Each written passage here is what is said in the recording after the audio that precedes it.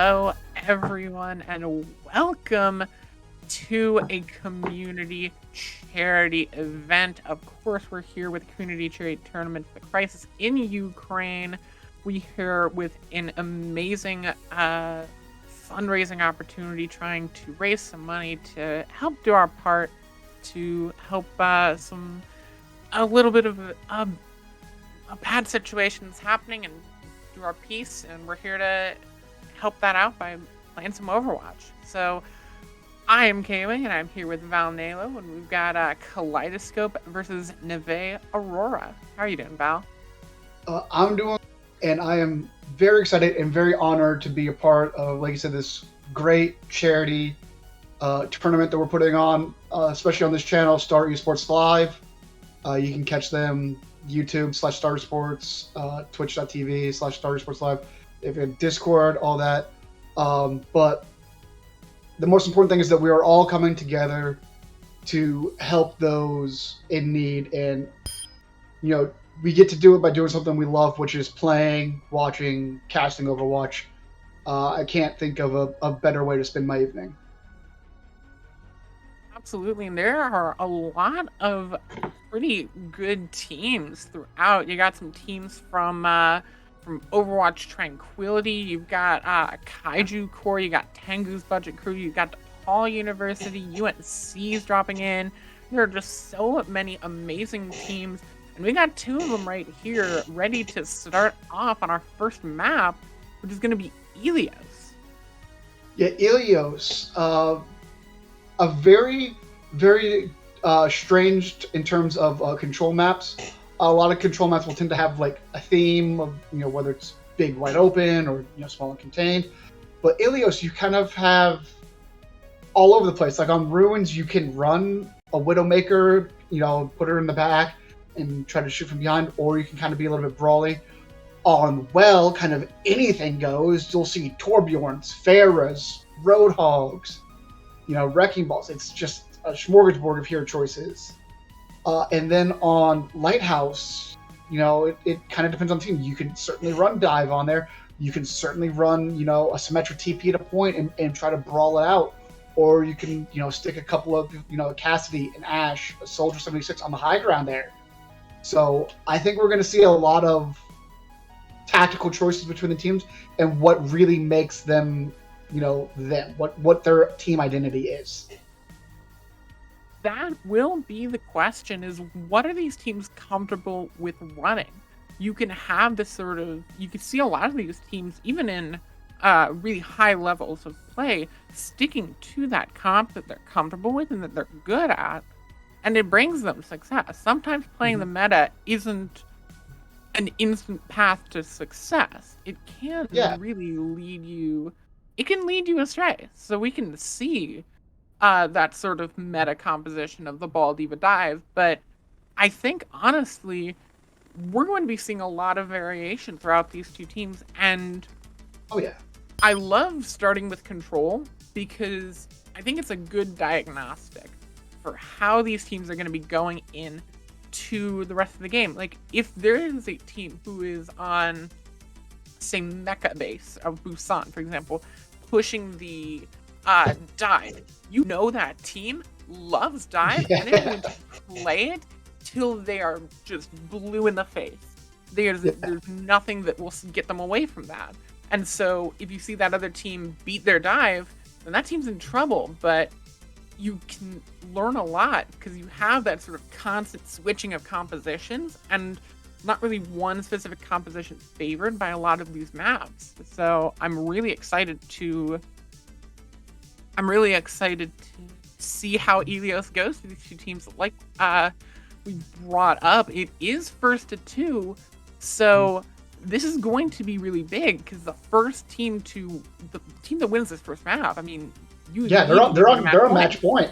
Yeah, I mean that's incredible. That usually, you got a best of 5 or a 4-match set. If you drop the control map, it's like, okay, it kind of, bummer not winning the first map, but we've got 3 more maps at least to go through. But like this one's like, oh crap, we lost control. Our back is immediately against the wall. And like you said, if there's a team that, like you said, for instance, is a really stickler on dive, and they get their dive composition just run over, you don't have time to test things out. You don't have that luxury of having an extra map to, okay, how does this feel for us? You have to have your compositions set and ready to go. And speaking of ready to go, looks like both of our teams are ready to go, and we're hopping into Ilios, baby. That we are. Ilios, of course, the luxurious and the idyllic skyline of the beaches on Ilios. Ruin's going to be our first map of the day, and we are getting into the Assemble Heroes phase. Goodness gracious. Yeah, and I think this out of all three of the maps is really going to be the most telling, because I think this one has the most potential for diversity. As I mentioned earlier, you can certainly run a Widow, put her on top of one of these ruins in the back and have her fire onto point. You can certainly run a dive, or you can try to run like a Lucio brawl, head over to the bridge, try to take point, and try to just outmuscle the other team.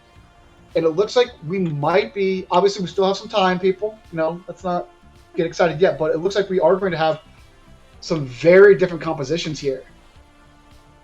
Yeah, you have the 6-man sort of composition on the side of Aurora, with an interesting sort of Sigma Roadhog composition coming out from Kaleidoscope.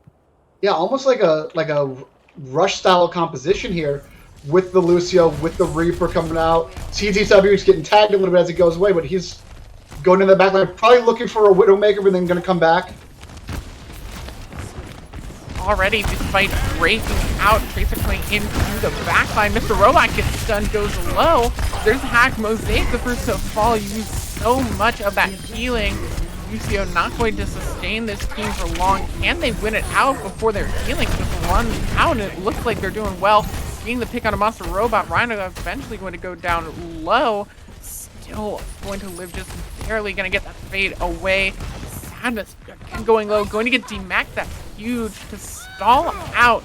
Retro gets picked off, but still have no defense matrix, and your Diva is gone.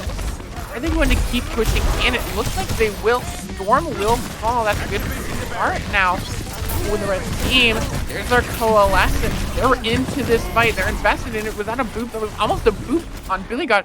Billy God just walking the tightrope. Just absolutely dancing around it, but unfortunately, every dog must have its day, and it appears someone's going to get the goat. But Storm's still stalling out, and that's what this composition, now that I'm looking at it, this composition has insane stall. If you think about it, almost everybody in this composition has some sort of self-heal. Tracer can rewind. Lifesteal on Reaper. Sigma, with his kinetic grasp, can boost the shield. Roadhog, obviously, really annoying to kill.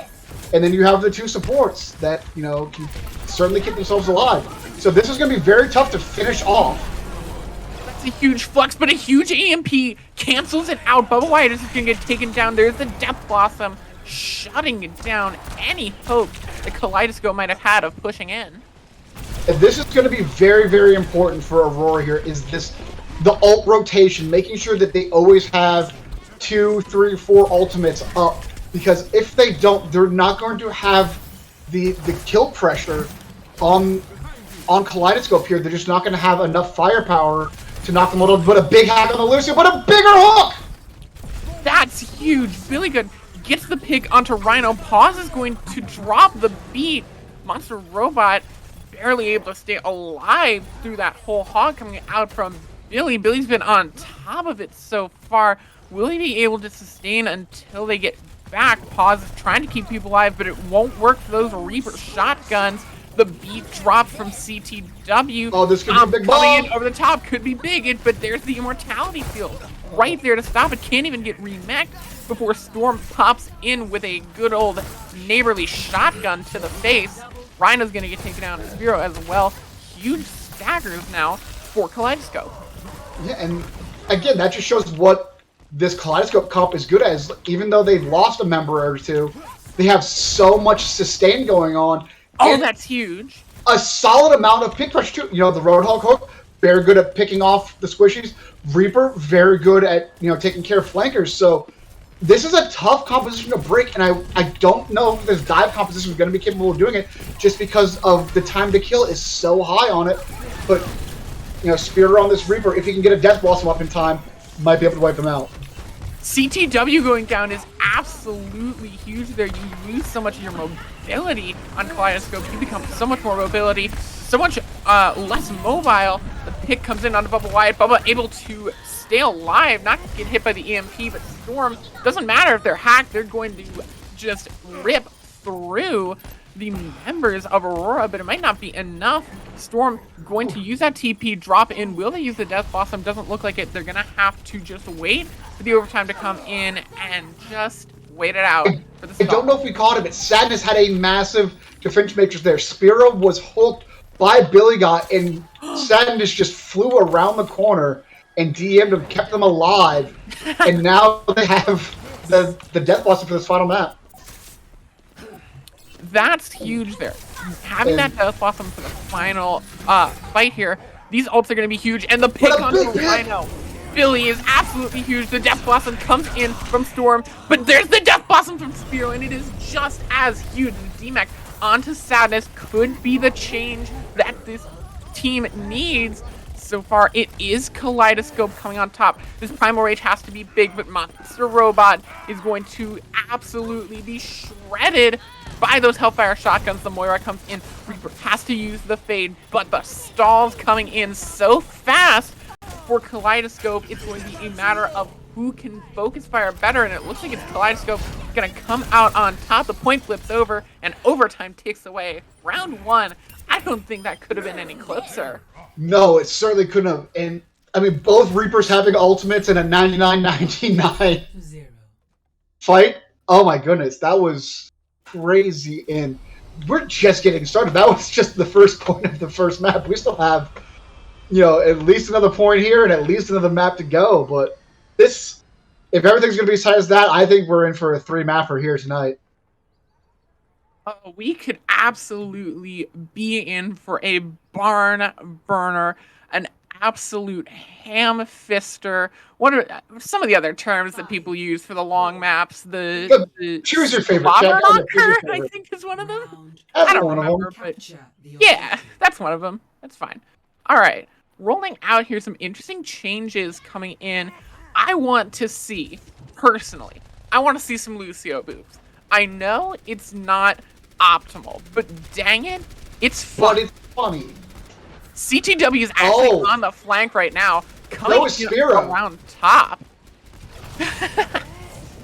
Boost Reaper down, the Reaper actually gets hit so big. Mosaic's gonna get taken down, and there it is! The first boob, hopefully of many, coming in from CTW. Unfortunately, it will be the only pick going Kaleidoscope's way.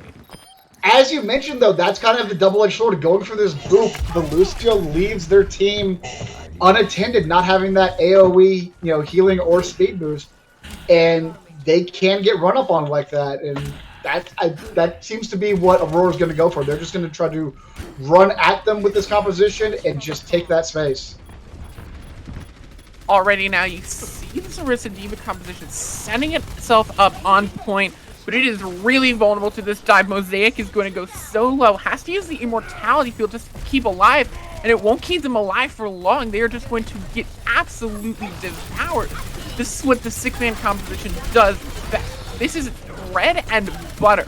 It's just eating up those immobile supports. Retro going to pop the Tactical Visor, takes down Dog Days, and is looking for more, is hungry for more, looking for it, wants it, needs it, feels it, but cannot find anymore. Has both the DPS ults on the side of we got an angry monkey. It's so close. You have that angry monkey, and it's coming in on the Mosaic. Mosaic so low. Come on, Monster Robot, finish them off. Just going to eventually finish off Retro. It is so close here, but it will still be Aurora holding on for a long time. Yeah, and there's going to need to be changes, and we're going to see one Retro over to the Cassidy, but I think there just needs to be something different. I'm not sure if this Orisa is working. I know that they have the ultimate, and you want to keep that, but I just don't think she's taking enough space here with Bubba. There's the Death Blossom, but Storm is gonna find nothing. Counter Neither is Spearow. nothing.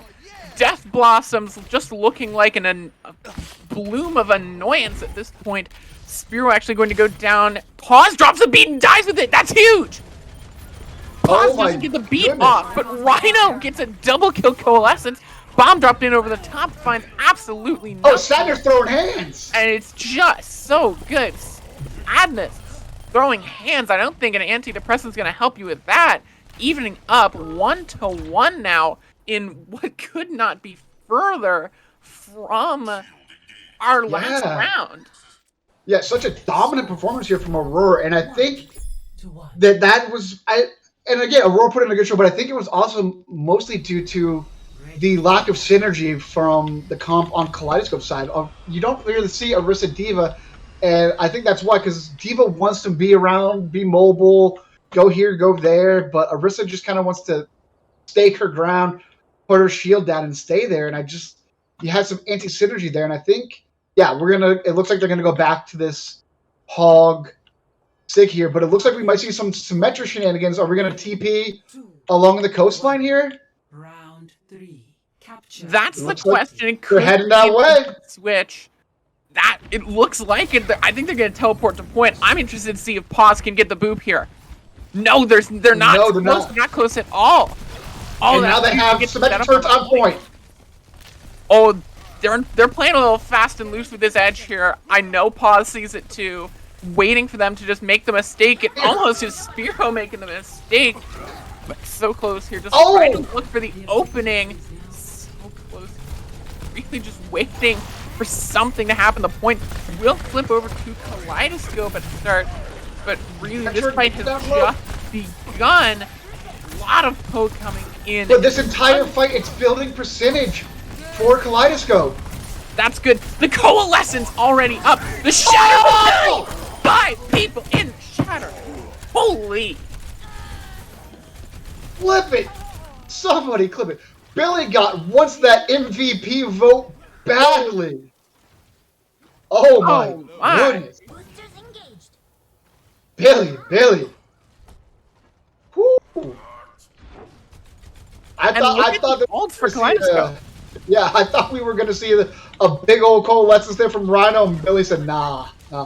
Lucio gets hacked here, though. Can they finish it? They can! That's so huge. That is huge for Aurora now. There comes the charge to the side. A huge EMP gets 4. That could be big, but Billy comes in swinging for the fences, and by golly, I think he's hit a home run.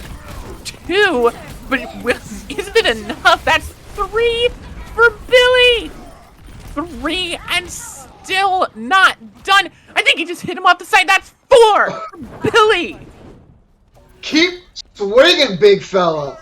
Oh my goodness. Billy is done playing around. He's like, all right, I gave you all a map. I let you all feel good about yourselves. Now it's time for me to do my thing. And interesting changes we see here. Very interesting changes here. You see the Ash Borrow, no mercy. Interesting choice. Billy has the Shattered Bomb thrown into the side.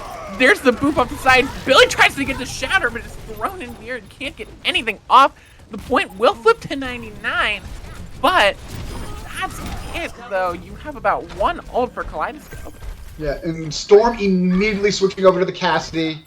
I wonder if we're gonna. I think Retro's gonna stay. He's got the Death Blossom. Monster Robot, is he swapping? Or what? Did CTW get the best of him somehow? Oh no, looks like we are gonna. I don't know what happened there. I missed might have just had to swap because of the fight coming so soon. We'll have to see, though. Coming in on the side, that could have been really dangerous. But 2 early picks, 1 from Retro, 1 from Spearow. That could have been a disaster. So many environmental kills. What happened? What just... What? I have so many questions about what just... Oh my goodness, Billy, that charge. Okay. This could actually be another fight here for Yeah, Aurora. Storm is actually low. That's the first hit. Oh no. The Immortality Field comes in too late. Storm was close to the Billy's ult. slow too. Billy's low too. This could be a little bit of hubris. Mosaic gets knocked off the side. Sadness. There's another off the side. That's actually completely insane. Billy's off the side. Yeah, Billy took Sadness with him. Billy took Sadness and paused. Oh, yeah, pause. Oh, Billy, even when you lose, you win. Pause just in chat. Oh. By Storm. Retro now onto the Tracer. Gonna try to get a little bit more ability, not get caught out by this Doomfist and the Fair, but already has to rewind. It's gonna be huge, especially with all the space that you have Aurora taking at this point. Yeah, they're so spread out. They're spread out. That's exactly what you want to have when you have Billy with the shatter. more Take it supports! forward, get the shatters to loose you out of it. No more beat for you. Here's the Deadeye gonna get one, and it is just a strong comeback for Kaleidoscope. I don't know what a half that HP is Fair just can it. do. Incredible. Dog Days gonna try and get anything going, but it's just too little, too late. The ball can't even touch. Good boot by the Diva, and Kaleidoscope takes a hard-fought Ilios. Wow, that was not the map 3 I was expecting after map 2 came on. But Billy got play of the game. This has to be the 5-man shatter, right? Look at it. Yeah. Nobody doesn't like Billy. Nobody doesn't. Oh gosh! Lines up the Fire Strike. Gets hacked. Doesn't care.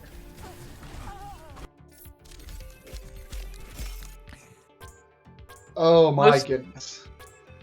Most nerd main tanks. I'm hacked. I can't do anything. Billy, a Chad main tank. I'm hacked. Still gonna get. I was gonna swing anyway. I didn't need that shield anyway. But yeah, if you like that play of the game by Billy Got, scroll down a little bit. We have a match MVP voted on by the fans. 100% on you all. So please go down there, vote. If you like some of the DPS performances, if you thought the Lucios were getting some cool boots, go vote for them. We will be doing an interview at the end of the match with your choice. Not only that, if you're in chat, please. We have a bunch of commands for y'all. !! tournament for the information about the tournament. ! bracket if you want to look at the entire bracket. ! donate if you're willing to donate to this great charity that we're working with here. And if you want more information, ! charity for the Global Giving's Ukraine Crisis Fund. It's an amazing organization. So please, even if you can't donate, spreading information, giving a like, giving a retweet, everything will help. Absolutely. The Global Giving charity is the Ukraine Crisis Fund is rated a 96.66 with 4 stars according to Charity Navigator, and with a 4.7 overall positive reviews according to Great Nonprofits. It is an incredible charity, and it is somewhere that that your dollars are going to someone, to a good cause. This is not it's not going into somebody's pocket. This is not lining our pockets. We are not touching this money. This is direct to the charity.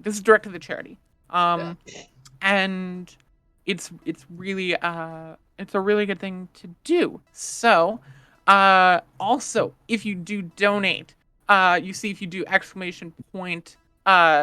believe it's ! donate, you will find a little link there to a Google Forms where you can link your donation receipt. I lost the words for a second. Goodness gracious. A lot of stuff to keep track of here. You can, we're trying, folks. We're trying. I'm a caster. I speak lots of words. Sometimes I forget them.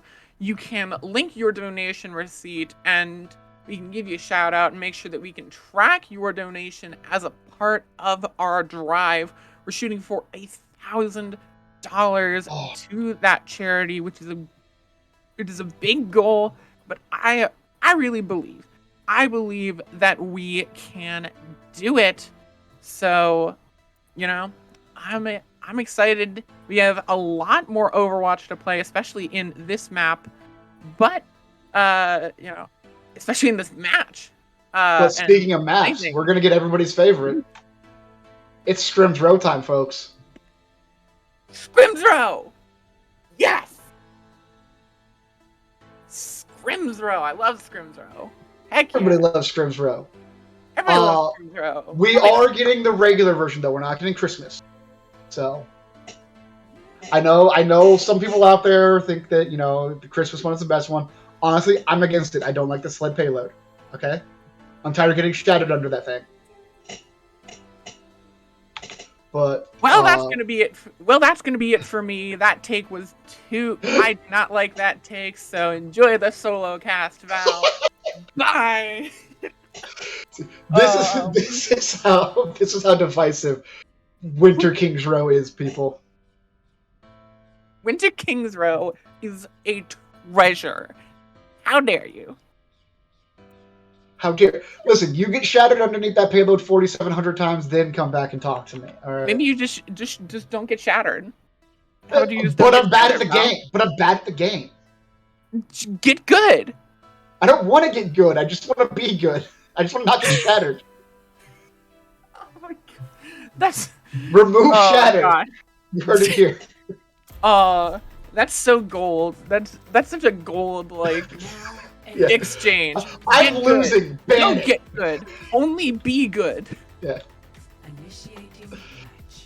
I'm losing to something. Ban it. Bastion does too much damage.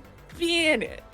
She says, insulting. Speaking of Bastion, though, we might see the Tranquility special here with the top hat strat. I can see Kaleidoscope running some shenanigans like that. They absolutely could. For those of you that don't know, the top hat strat is when you take the Symmetra teleporter, you place it right on top of Mondada's head, that nice golden statue, that nice little chrome-plated head, and you put a Bastion on there, and you rain down death and destruction onto those that lie below, using the head of a notorious pacifist to just rain down bullets. Yeah, I feel like it's kind of ironic. I feel like it's very disrespectful to Mondada's memory to run that strat. Yeah. Speaking of strats, though, we are going to see a change up here from Kaleidoscope. Storm on the Mei. We didn't see that at all on the first map, but this is such a strong map for Mei. We see it on both sides here. In fact, we see a full mirror, just a full brawl mirror here. Billy has 41% to shatter. How? Question mark. How does he do it? How is he so good at the video game? He is just built different. He kills Rhino already. He's killed the Baptiste, and he's looking for more. He's got the shatter, and he's just He's already got shatter. Billy is 100% constructed alternatively. Constructed alternatively. Built different. Built different. Manufactured against specifications. Oh, he's playing Ring Around the Rosie. He's looking for the flank shatter. He wants to get the back line. Oh, he did the 360! He did the 360! He 360'd on him. He just gets the charge! He did the Baptiste! No way! No, I refuse. I refuse to believe this is happening. Billy, what did you drink? What gamer fuel have you been drinking today, man? Give me a flavor. Yeah, that's the most important thing. Give me the flavor. Because that's what's most important to me. I mean, I prefer my fruit punches and stuff like that. I gotta know what Billy Got's flavor. We'll ask him if he gets the MVP vote. Oh, that's good. That headshot onto Retro. Can Billy save them? Uh-oh, that's not good. Going to barely stay alive. The Blizzard's gonna get eaten by Shatter. Billy's just coming in on the side, looking to charge up Shatter. No fear. He's got another Shatter. He's not gonna do it. He does it to him. He does it to him. The wall, I think the wall might have blocked Monster Robot's own Shatter, which could have been really great. But it looks like, despite the heroics by Billy, It might not be enough. Retro's gonna Oh, use big the wall. find anything. Huge wall coming out from Dog Davis, and Kaleidoscope going to get chased off of the back of this point eventually after a good stall from this team, but every dog must have its day. Absolutely convinced that Billy knew that he wasn't going to get a good shatter off there, but that he just wanted to flex. He got a second shatter before Monster Robot got there first. It was just like, here's how you do it, young fella. Just Let me- educate. Yeah. Let me learn just something real quick. Well, look, oh my gosh, the pressure Aurora's just putting up. They're in the old spawn. I don't know if Billy's going to get out of spawn. He is... Billy's trapped. Billy and Storm, is it Storm that's in there with them? Yeah. They're Billy and waiting. Storm's just hanging out in the subway, waiting for their train to come. Right. Waiting to get on the tube. On the tube. On the tube. Not tube. there's no C in the word tube. There is in Britain, my man. You're waiting for the tube line. Billy goes in so aggressive. Oh, but the shatter comes right on top of them. And it is just another one fight for Aurora there. Yeah, just absolutely no remorse. And they only needed two ultimates to do it. They had the shatter and the window there.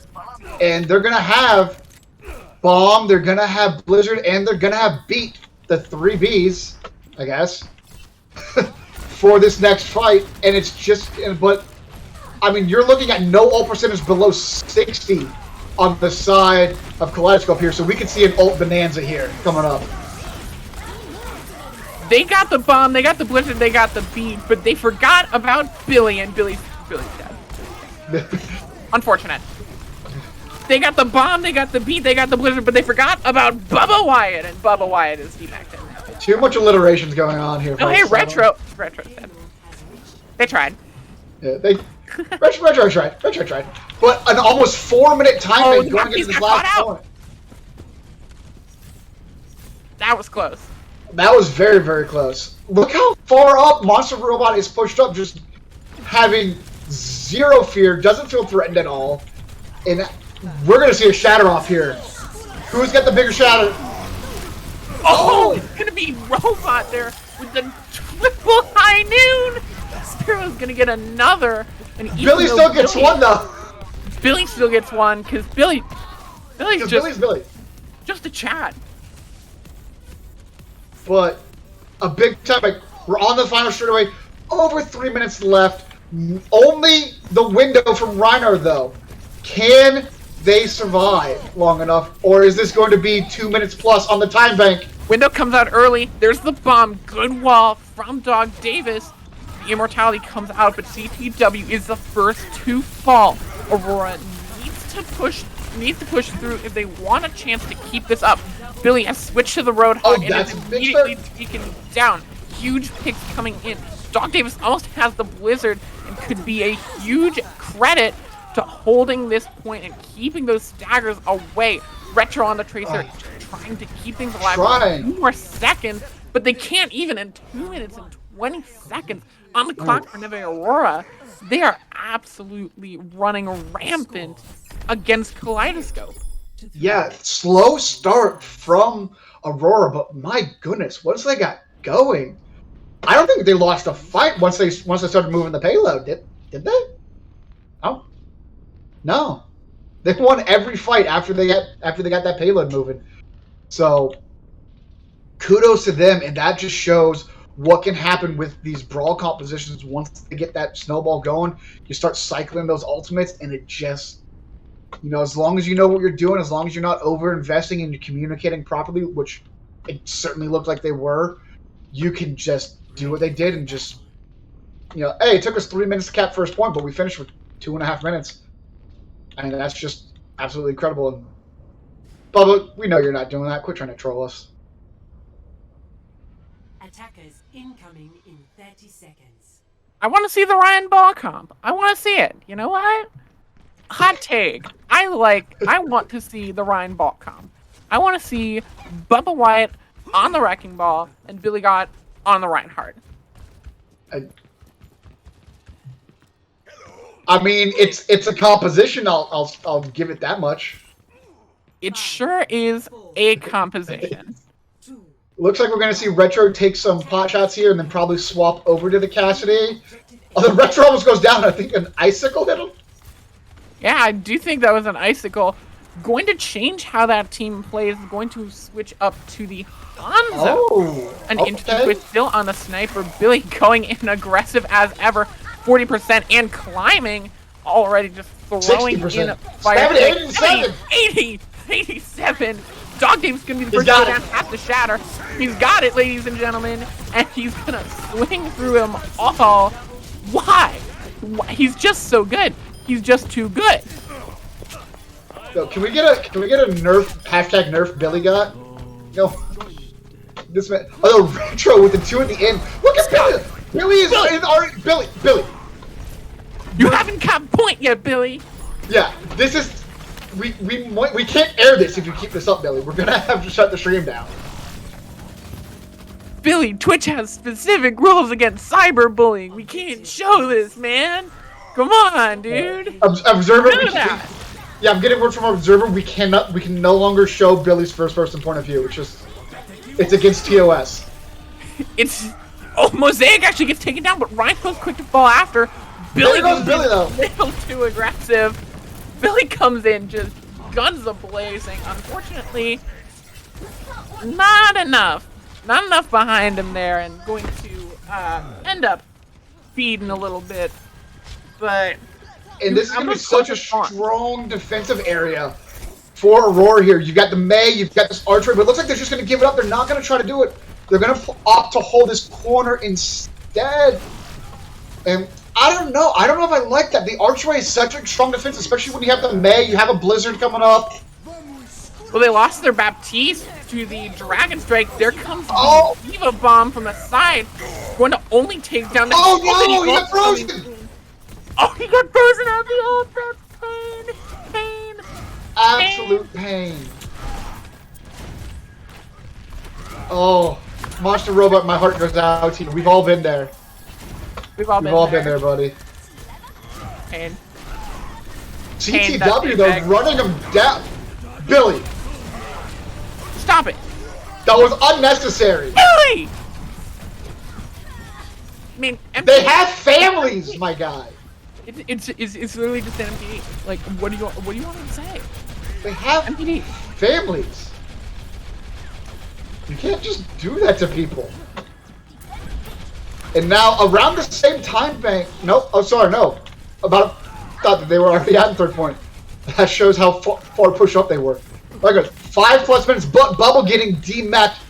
Going to lose a lot of the sustain, a lot of the peel, and they're very aggressive from the side of Aurora here once they see that DMAC. Dog Davis going to go low, can fall up on the Blizzard. Ken Monster Robot, looks like Mosaic going to get taken down, but a quick retreat will be good there for Kaleidoscope. Close, but those picks are gonna hurt. Literally as soon as Bubba got DMAC, Oliver was on that speed and they were going forward. Well done, great call. Whoever the IGL is for Aurora, that was an amazing call. Window from Retro gets the dragons eaten.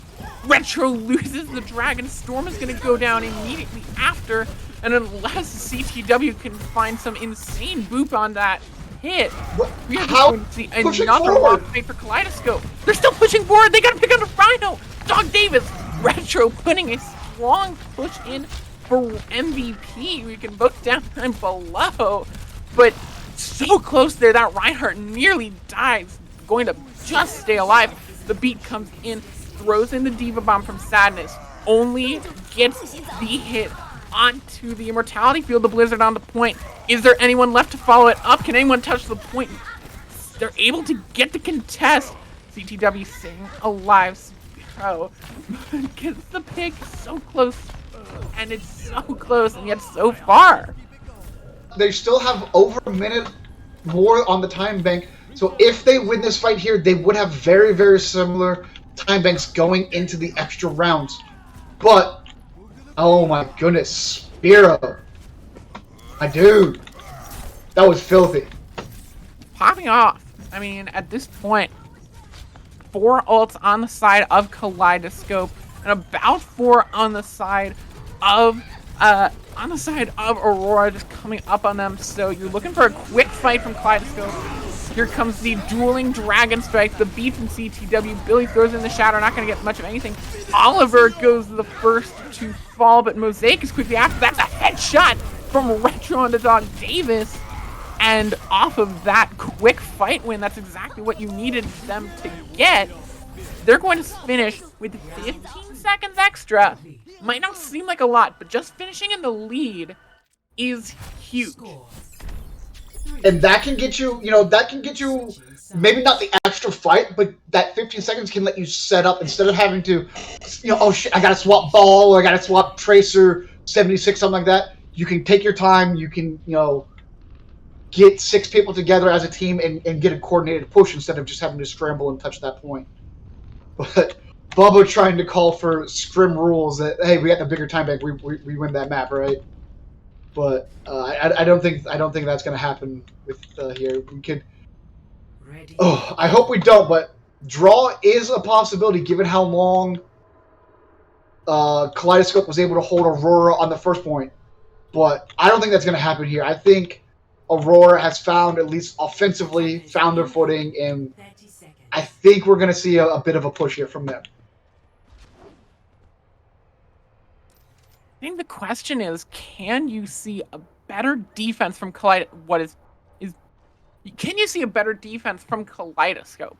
Because Kaleidoscope started off really well on that point A defense, but struggled to get a footprint. 2, 1. A foothold. Attackers incoming. Defend objective A.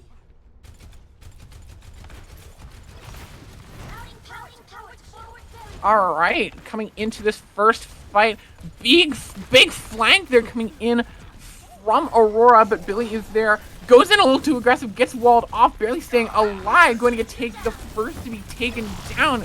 Billy going down a little too aggressive, might be getting a little bit too big for his boots there, as the first to fall again. Storm gonna go low, Retro falls, and it is a quick point A for Aurora. Very quick, and I think that they're finally starting to adapt to Billy Got trying to use his aggression against him. And look at Monster Robot, pretty much 90% to Billy's 30, and that's gonna be massive. Monster Robot gonna have the shadow for this fight, and they're probably gonna have window. I mean, they're close to a lot of different ults. That's an early window, making space here, getting them around this corner, and that's going to be massive. Getting through this archway, getting through this really strong defensible position is going to be very, very key, because you see a lot of teams get stalled here. Couldn't agree more. That archway is a deadly place to get stuck in. We'll have to see if these DPS ults on the side of Kaleidoscope can get anything. As Monster Robot has an early shatter. There's the shatter. It's going to catch out Bubba Wyatt. Oh! They get D-Max, but it's Monster Robot who goes down first. There's the Blizzard. Oh, and the maze. Kaleidoscope puts a stop to it. They need to. Aurora needs to, die or get out here, because they might have time for a second little push, and it looks like they do a good job of just retreating, and they're gonna be able to have a 5, maybe a 6-person push here at the very end. The beat comes in from Oliver and CTW.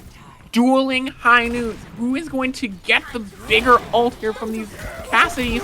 It looks like Spearow does get the D-Max. Storm gets taken down thanks to the Blizzard, and the Blizzard is huge! Absolutely massive. And just everybody going down except for Retro trying to stall the card out, but now he's just going to get staggered.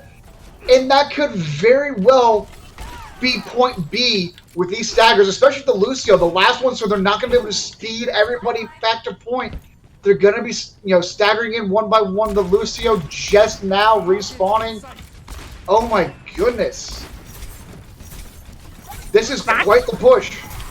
That could be huge now. Here comes the window, just trying to keep them away. Sadness has the bomb as well to make space. There it comes. There's the contest. Bubba Wyatt throws in the bomb. It can't get anything.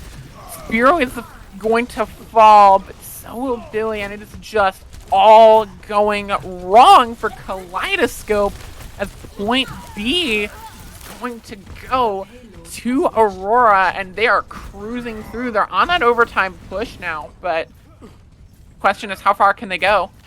And this very much, obviously much quicker cap than their first push, but this is essentially the same thing. Once they get going, they're kind of like a diesel engine. They just keep chugging along. They take a while to get started, but once they do, you're just not going to stop them. Flanking from CTW, looking for a boot possibly, but the Cassidy finds him, gets the flash. Oh! Oh my goodness, what a flash headshot by Spiro.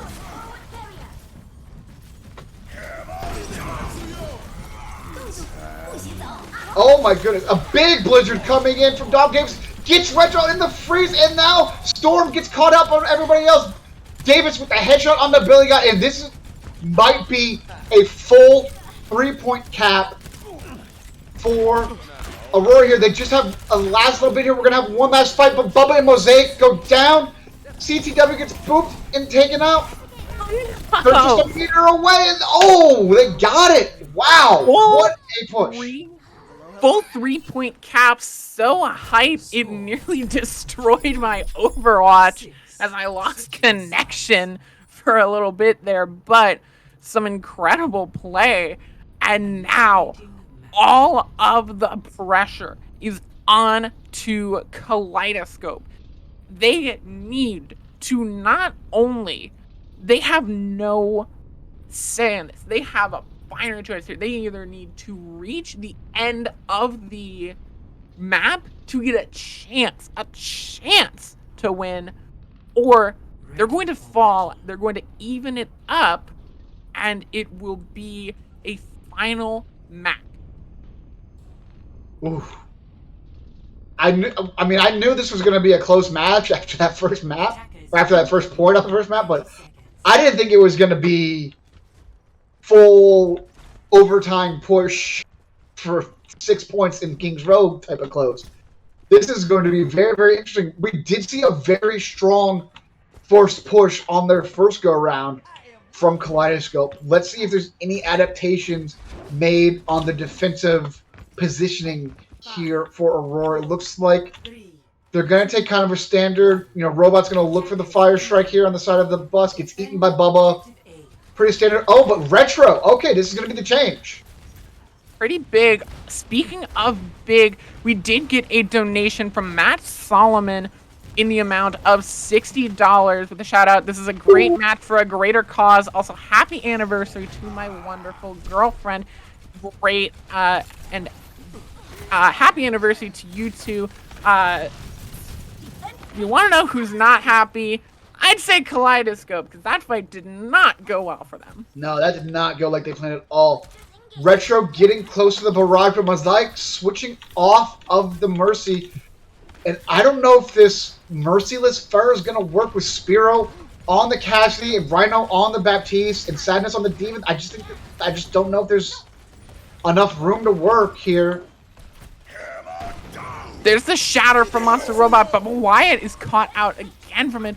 Retro has the barrage. Can they find a pick? Gonna get the pick onto Rhino, but will be taken down immediately after. These closest spawns are gonna help out Kaleidoscope, but they need to finish them up. A good shatter, but the beat comes in. Oliver coming in absolutely clutch. Billy is so low right now, 45 HP, and a Dream going to get healed up, though, to save them. Closer spawns, it's going to allow them to be aggressive on the point here and push forward. And honestly, if I'm Aurora at this point, I just give them the point knowing that, hey, we've got to win one fight at this point. Well, it looks like they're going to try to be aggressive here. The beat's going to come in from CTW. There's the high noon. Can we find anything? Nothing of note. There's the counter charge! Oh, that's huge. That counter charge absolutely destroyed any chances Kaleidoscope had, and it looks like it's going to be Kaleidoscope dropping to 1-1 now in this match, unless they can get an absolutely heroic stagger. Never say die. CTW is on the case, gets the overtime, But unless you see some heroic coming out from Billy, if there's ever been a time, it's now for Billy to throw in some incredible moves.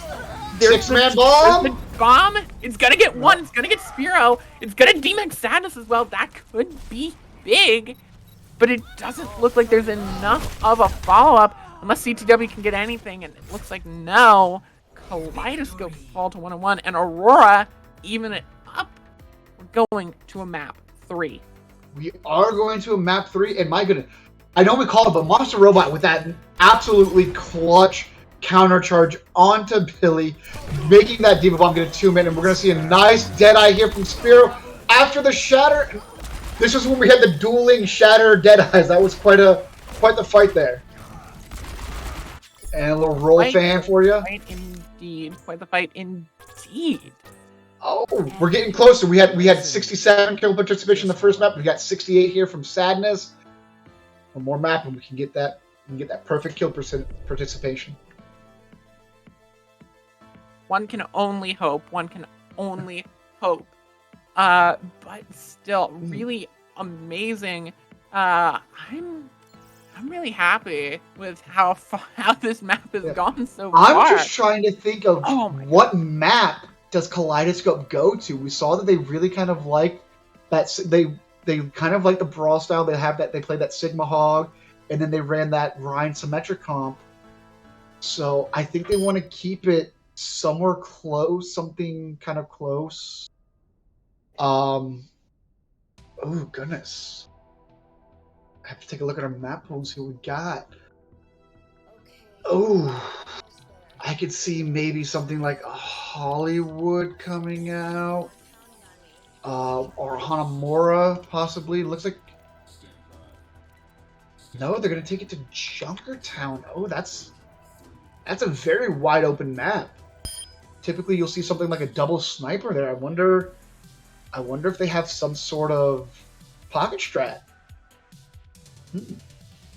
Maybe they do have that sort of pocket strat, but I'm very interested to see what they've got and what they're gonna pull out for us, because we've seen some crazy compositions, and it looks like we're gonna get a bit of a swap here, as it will be on the attack.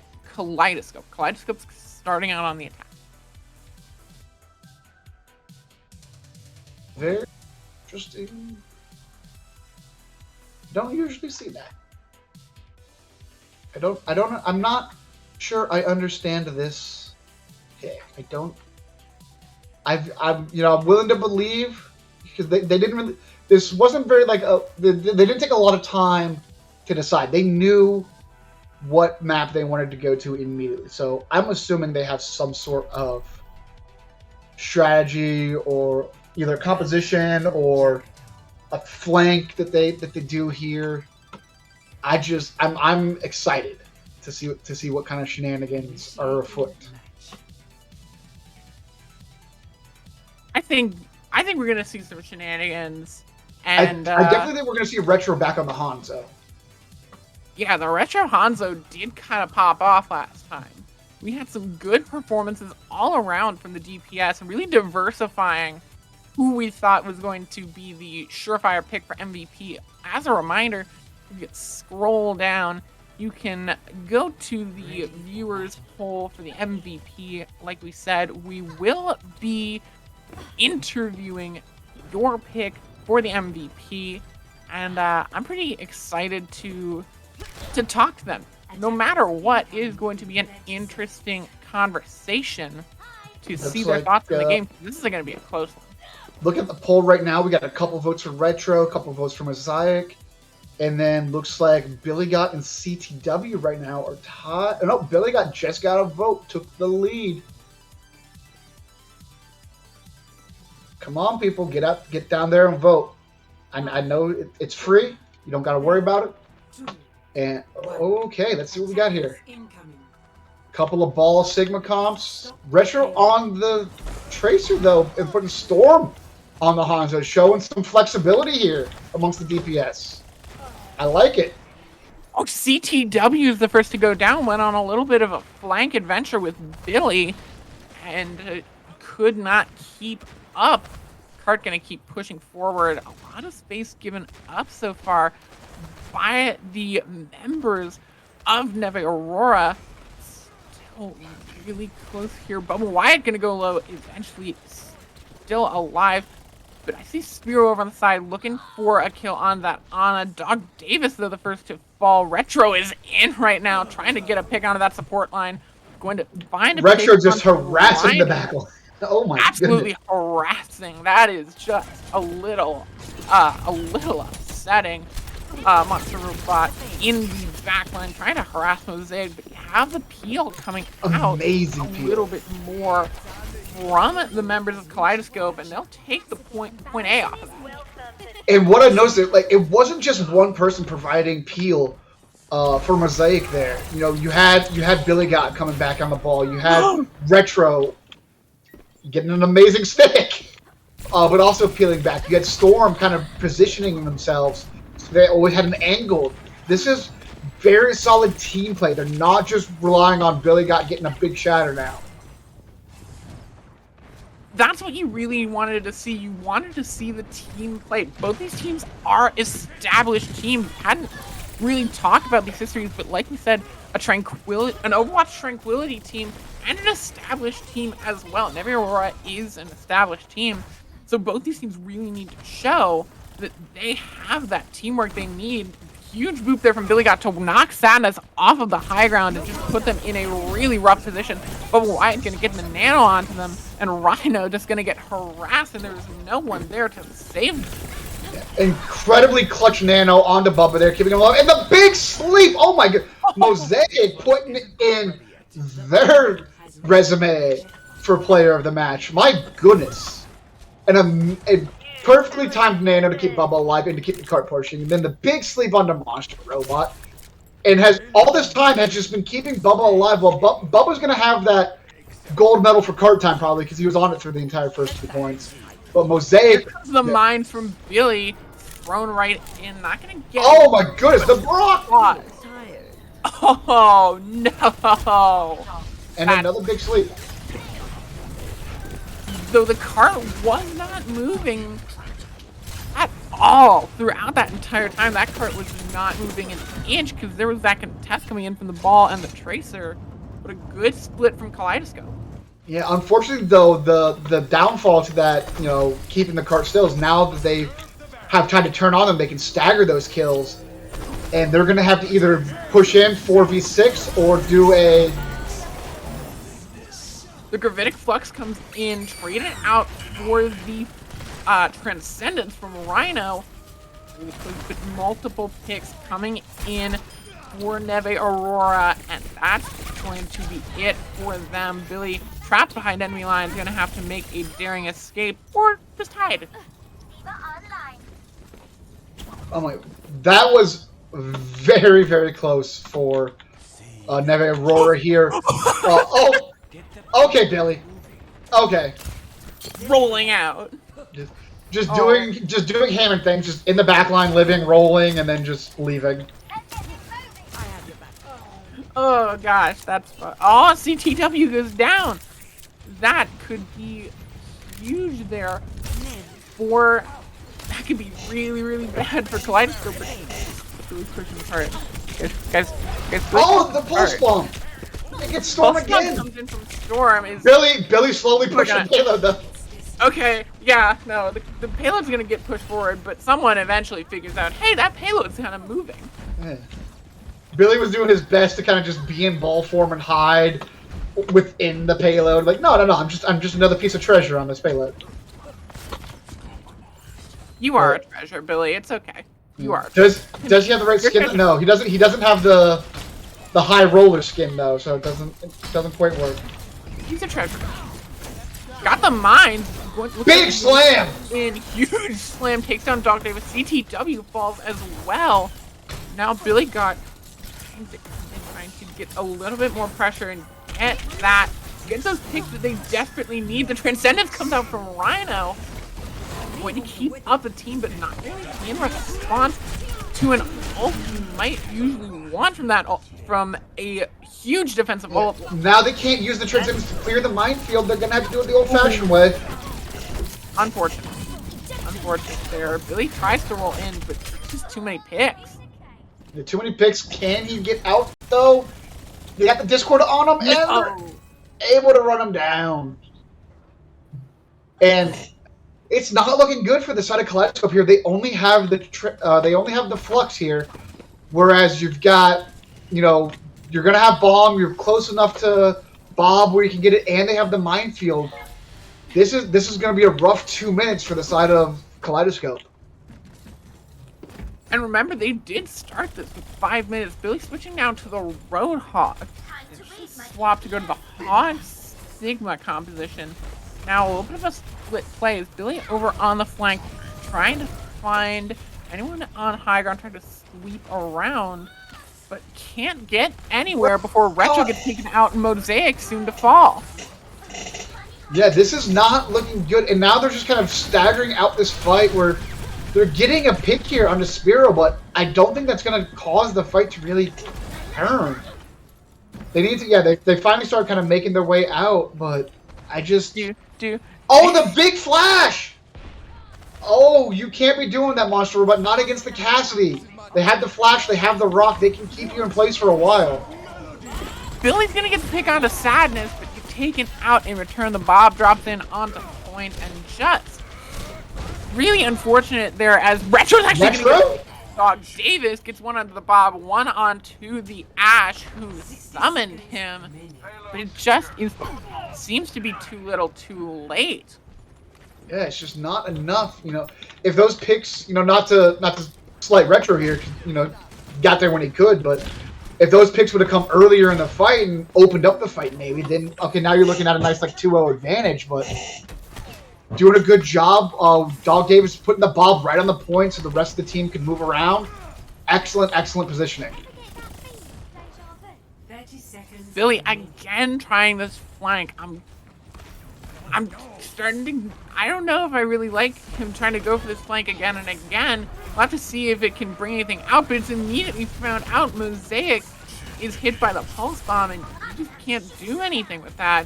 Billy is still there, and he's just kind of staggering himself out at this point, able to drop down to the Sigma, but uses the whole hog, tries to get anything going before this overtime picks up, and it's just not enough. The beat will come in. Storm uses that high noon, gets the pick on the Dog Davis, the Diva Bomb, want to stay alive. Storm gets the pick on the Sadness, pause Retro, getting two. That could be exactly what they need. The Minefield there. These teams have to be incredibly careful to not step into those mines while they're trying to push the cart. And somehow, they're going to get it to the end. Get it to the end, and the 1 minute timer doesn't really matter in the case of Escort, because you're going to get the push regardless, regardless of your time. And it looks like we have another amazing donation. Imperial Phoenix Esports. It looks like $30 donation.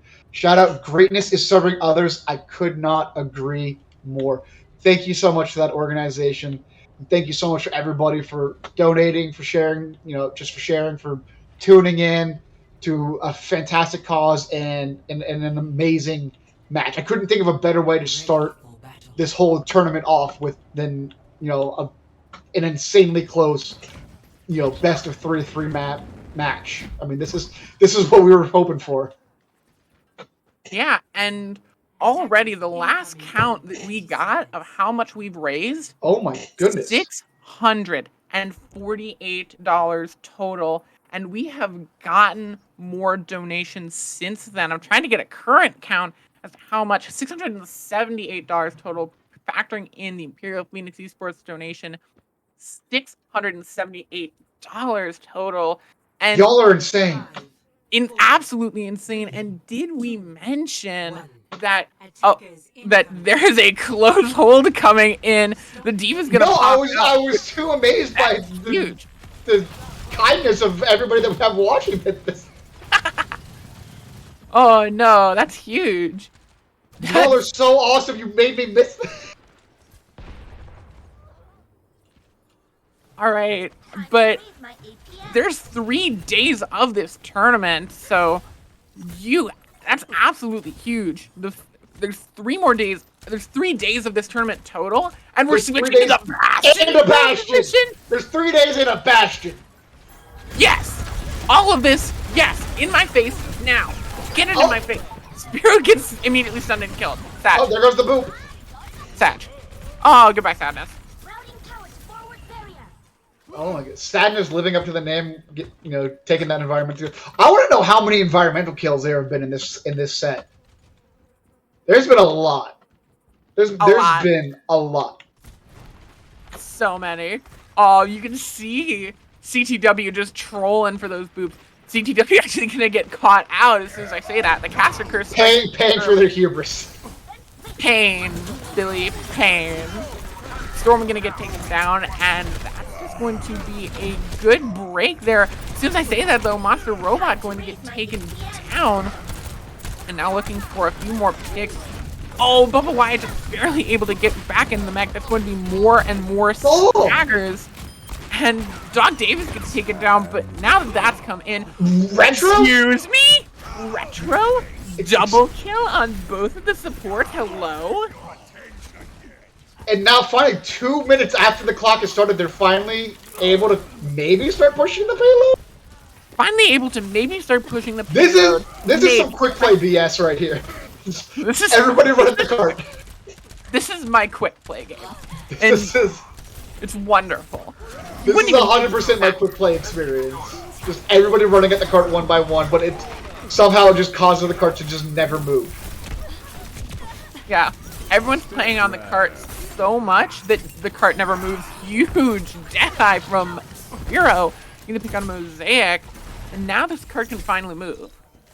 But that's still gonna give Kaleidoscope time to reconvene as 6 and get a full fight here with a minute 15 left on the clock. Like if they win this fight here, they could just win the map right here. That could be huge for them. There's the Blizzard coming in from Dog Davis. What can it get? Billy going to go low, gonna get taken down. Bubba throws in the bomb. Nothing there. Storm going to go down with the Blizzard as well, and his Neve 60 seconds remaining. rampaging through. Gonna take this first point after a little bit of a hitch, but we've seen this before.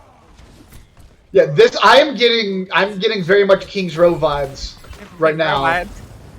Of just once they got the payload moving, they just can't be stopped, and that's what it's gonna look like. That's what it's kind of looking like here. Although we do see the Blizzard on the side of Storm, but Sadness has eaten, I think, 3 or 4 ults already. So gotta be careful there. This is a very, very competent diva on the opposing side in Sadness here. Already coming in for the high ground is the Memphis. Oh, the flank! Kaleidoscope, the flank, the shatter, the Blizzard, the high noon, the pincer maneuver. He comes in. Pause has The beat saves! saves it. That's huge. And the shatter comes in. Billy's looking the wrong way. And it's Aurora just saving everything. They're able to keep alive.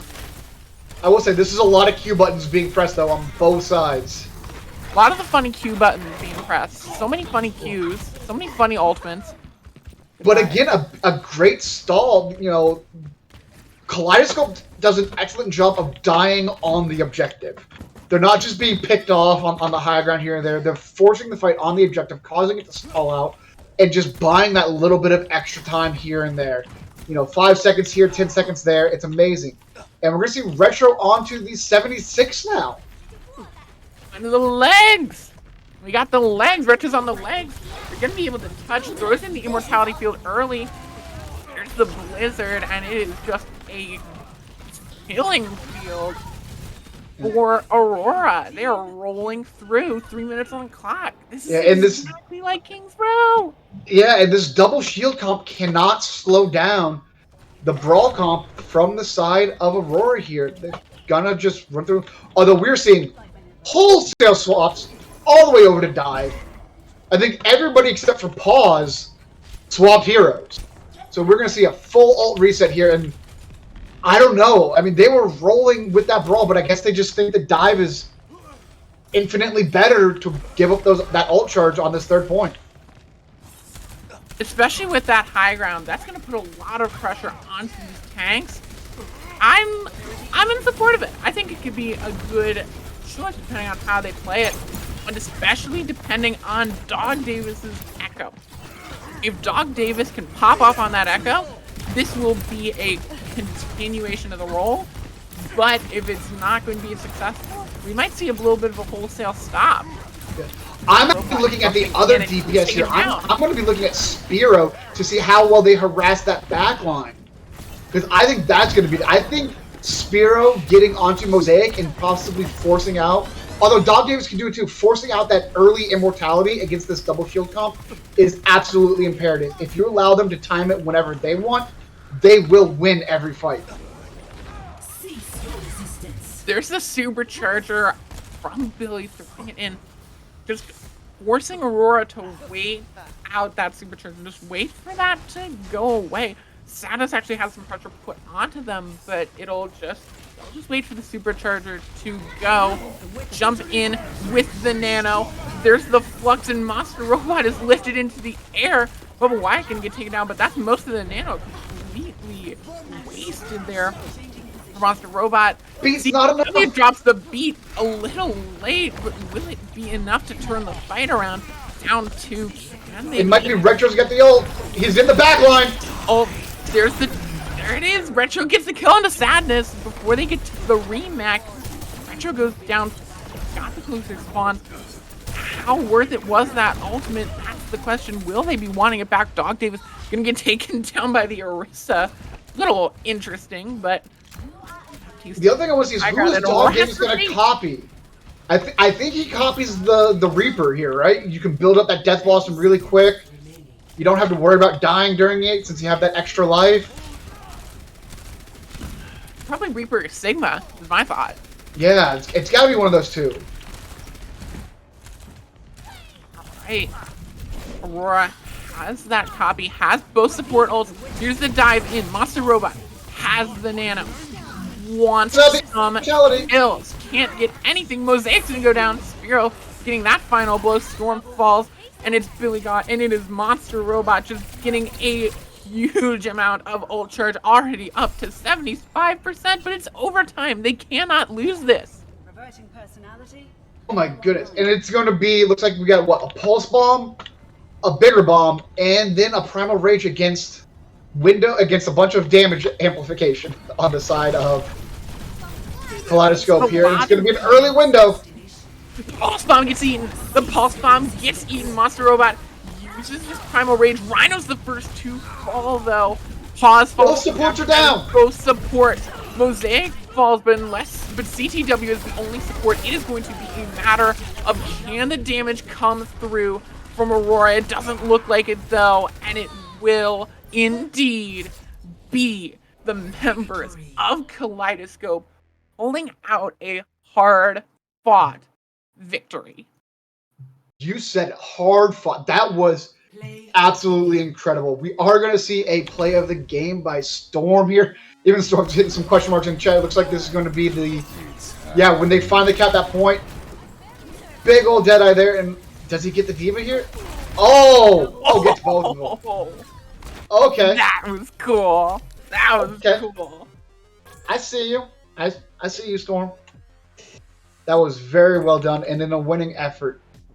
Oh, man. Wow.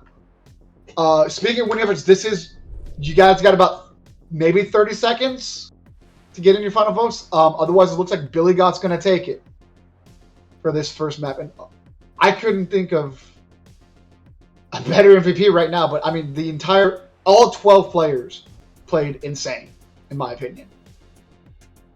Absolute MVP performance from all of these players.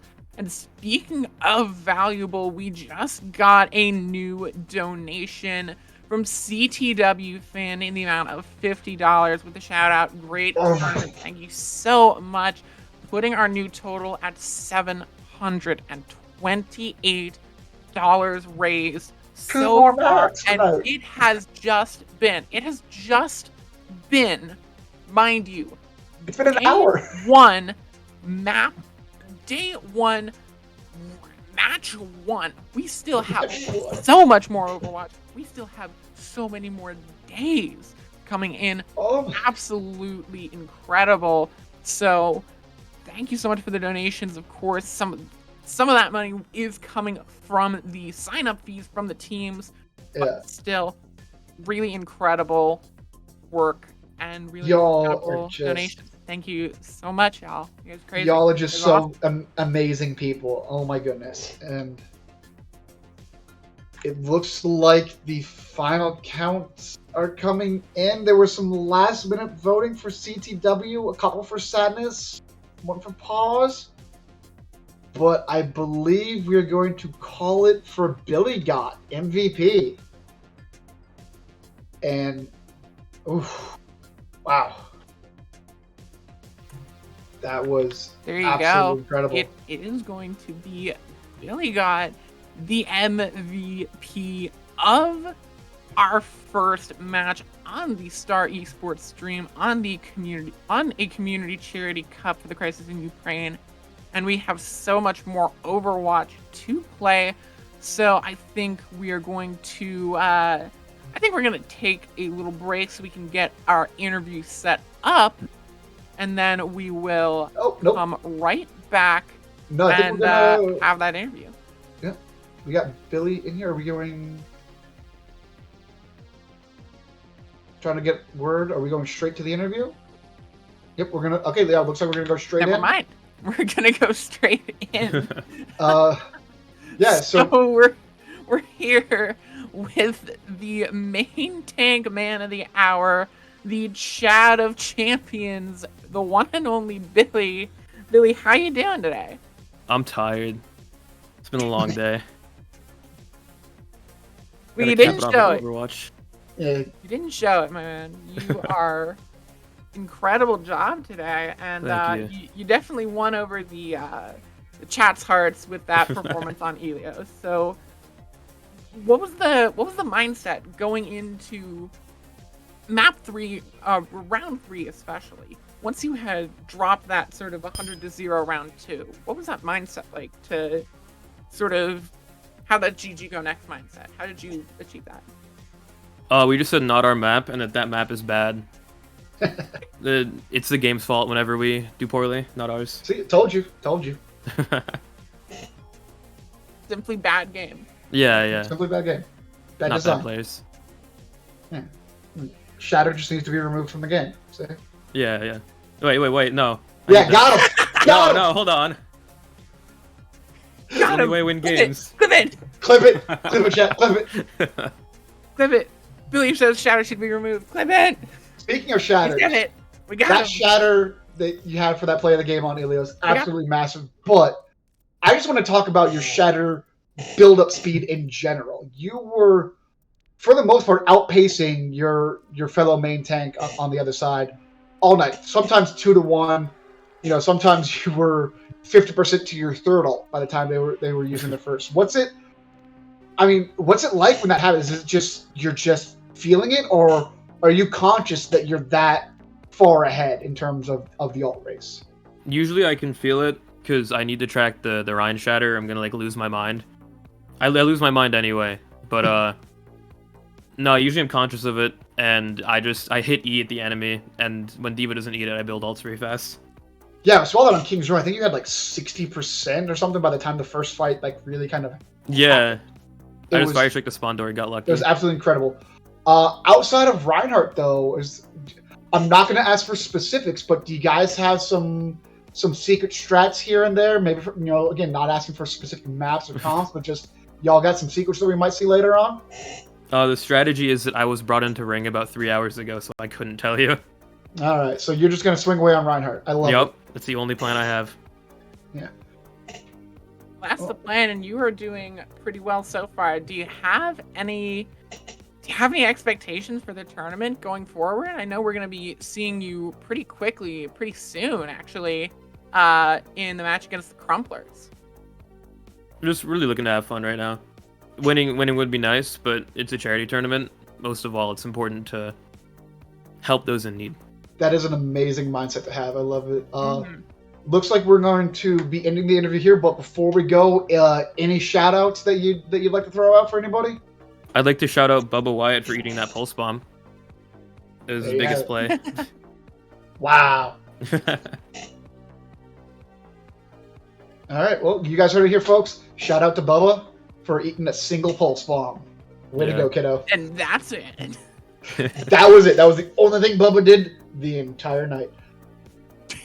It is. I'm not gonna lie. All right.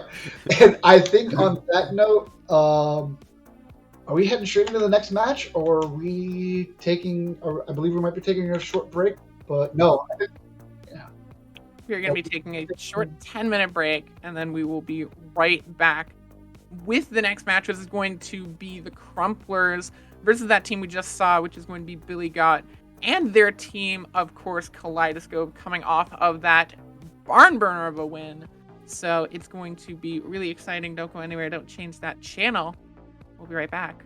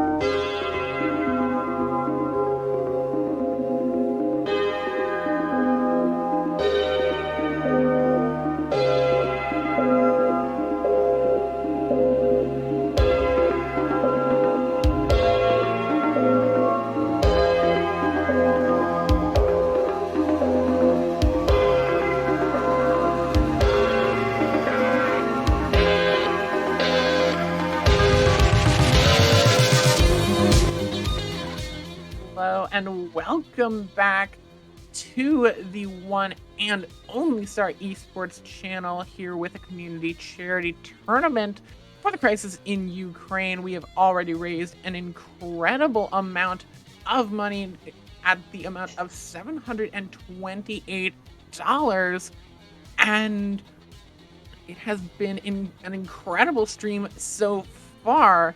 And I think we've only just begun. We are here with the Crumplers, a little bit of a new team, a challenger coming at the rulers of the reigning winners so far, Kaleidoscope, and they've had an incredible run so far, headed by their main tank, Billy Got, a ringer that they were brought in about 3 hours beforehand. What they told us in the interview. We'll have to see if they can keep that skill rolling through. Yeah, I'm excited to bring this match all to Star Esports Live. You know, please, if you're loving the content, if you're loving the match, if you're loving, you know, everything that we do here, please give us a follow. Same thing with the Twitter, you know, Twitter/Star Esports Live. We have a YouTube that we also put some of the VODs on. So, you know, completely free, completely optional, but please, anything that y'all can do can help bring more Overwatch to you guys. We can partner with more great stuff like this. You know, we did the tournament a couple months ago for a better ABK that was absolutely phenomenal. We're doing a great one here with the crisis in Ukraine. God, let me make sure I get the exact name of the charity, the Global Givings Ukraine Crisis Fund. As we mentioned earlier, but in case you missed it, they are rated 96.66 out of 100 and 4 stars according to Charity Navigator, with a 4.7 out of 5 overall positive reviews according to Great Nonprofits. So all the money that you guys give us and all the money that we have collected from the sign-up fees, 100% of that is going to this charity. And we know when we give to this charity, you know, with ratings like that, that it goes to the people who need it. It's going directly into the hands of people that can help make a difference. It's not lining some CEO's pocket and buying them a 4th yacht. It's helping do actual good, and you guys have come out in force. We've already raised over $700, and we're just about to start, you know, our second match. So it's absolutely mind-blowing to me, and I cannot thank all of you enough for the money, the views, just the shares, everything. Every little bit is making a massive difference worldwide. That is absolutely true. And you know, I'm going to say I'm going to make a little challenge. If we get a donation in the next, we get a donation in the next, like, say, within this match, and it specifically tells me to, I'm trying to think of some sort of, like, what's it called? I'm trying to think of some sort of incentive, and I tell you what, y'all, I got one. You can make your bed. Yeah, I can make my bed. I will put on one of my onesies that I have for somebody. And yeah, I have a collection of onesies. If we get to, let's say, what are we at right now? 728. 728. If we get to $800 by the end of this map for all of match 3, I'll wear a onesie for y'all. All right, I'll match it with main dress. I'll do that. So 800, and we get a costume change. We get a costume for our change. third and final map. That's the vibe here. Initiating match. All right, looks like we're going to start off with Nepal here. Much more typically close range competitions here. You see a lot more brawl type maps. You know, if you're feeling cheeky, you might see a Symmetra, especially here on Shrine. Yeah, Shrine. I'm the worst with Nepal names. Nepal, out of all the maps, I'm terrible with the names on. But It's confusing, yeah. but it's Because you have the one Shrine with the pillar in the middle. Yeah, you have Shrine and Sanctum, which are both S words and kind of similar in meaning. You want to know what's not similar? These two compositions. Oh my gosh. No, Got there Ball is- Diva Dive on one side and the Ryan Diva on There the other. is a Symmetra on both sides, though, for now. For now. I mean, I don't know what the Symmetra's going to do on the side 2, 1. for the Crumplers, Round but 1. Capture the I guess it's going to get them over this wall early on, but... Okay, and then it goes back and swaps Tracer. Okay, that makes much more sense. Storm is going to stay on the Symmetra, establish themselves early on, and take position on this point. You want to look for the dive to come in on probably Mosaic at this point. That's the only sort of non-mobile character, either Mosaic or Storm, are going to be those targets more vulnerable to the dive. So if those fall first, that's not going to be surprising, but Retro going down might be a little bit more surprising.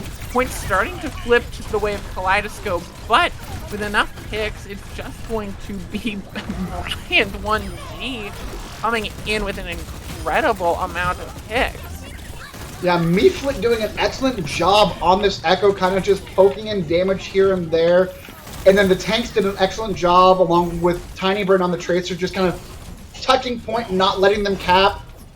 And then once enough damage was done, they kind of fully dived in. So I really like this composition. You have the Echo to, not quite secure kills, but just kind of whittle them down a little bit, and then you get just a massive engagement between both tanks and the Tracer, and this is just gonna be good. We're gonna see a slam here from Flippy, it looks like. There you go, has the mind, those adaptive shields just to make sure they can get away. There's Bubble with the an- pulse bomb eaten away by Bubble Wyatt. Wyatt just showing off their skill. Mosaic going to throw in that, and the double kill bomb from Antitaka. I'm And just gonna call him Taco. Taco. I'm just gonna call him Taco. Taco from Taco gonna pick up 3 on the fight. Team kill.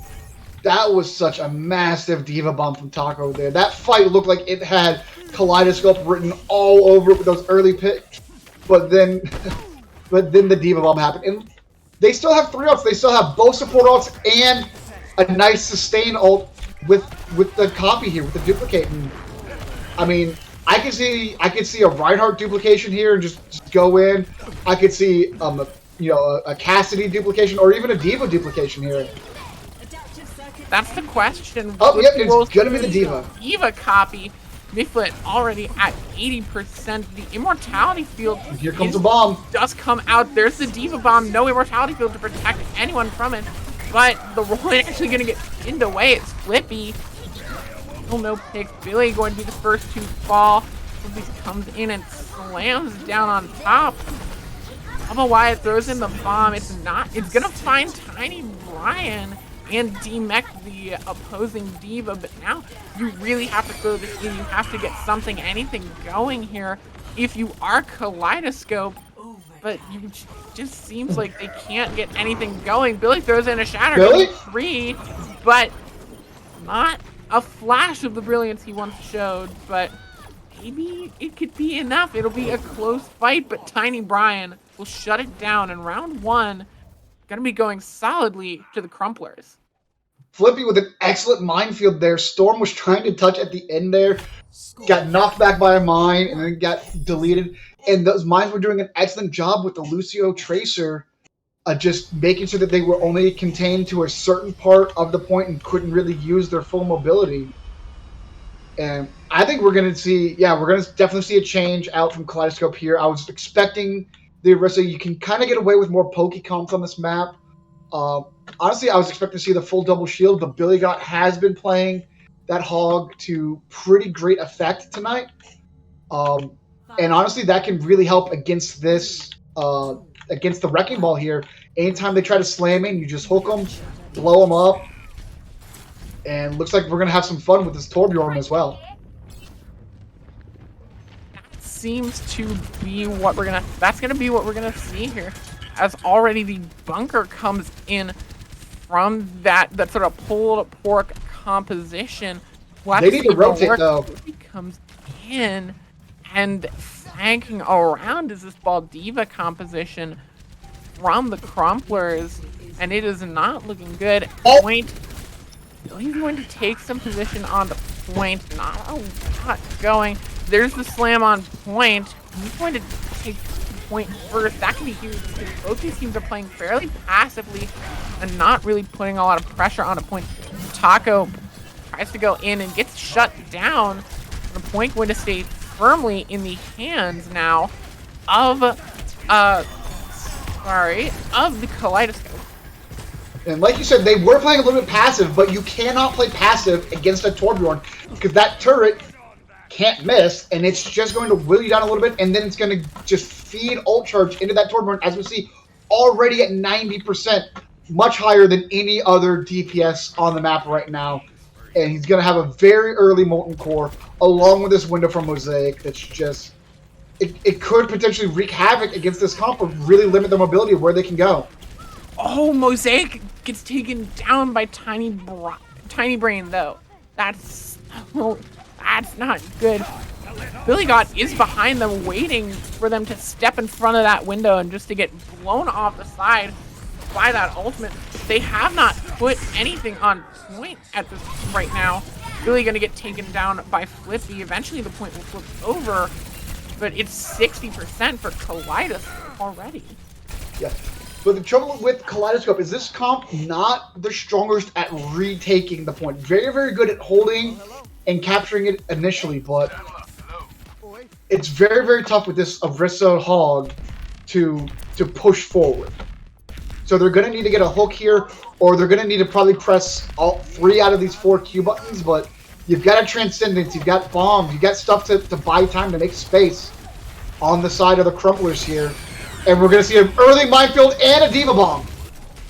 Storm is just barely alive. Mosaic's going to get taken down, and it is a quick fight win for... this fight is over. It's over. It's just over. Yeah. Excellent, done. And only needing to use 2 ults. They still have Trance. They're going to have Rally, and they're going to have the Pulse Bomb. If they can get a nice stick onto Mosaic, force out the Immortality early, and then come in with something like a Rally to really push, to increase that push power, you're in for a rough time here. But a lot of ults on the side of Kaleidoscope. They can combine probably Bongo with Visor, increase that power with the window as well. Let's see. Billy gets the kill onto Flippy, but is immediately taken out themselves. The Transcendence comes early in Trance. from Bryant, an early Trance.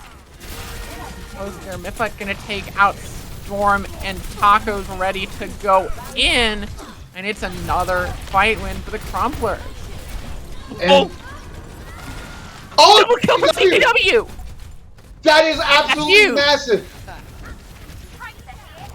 Oh, Billy. If Billy can stay alive here. Billy needs to stay alive. Billy goes down! Storm has the pressure on the point. The beat comes in from CTW. The tactical visor from Storm. Just gonna get eaten, though, by Taco. But there's so many people on the point immediately taken down. There's the D.Va Bomb from Taco. Throws in the remake. Tries to get that remake kill, but Tiny Brain, he's there with a double kill. Tactical visor. The point will flip right back to the Crumplers. And it will be a quick 2-0 victory in map 1 for the Crumplers.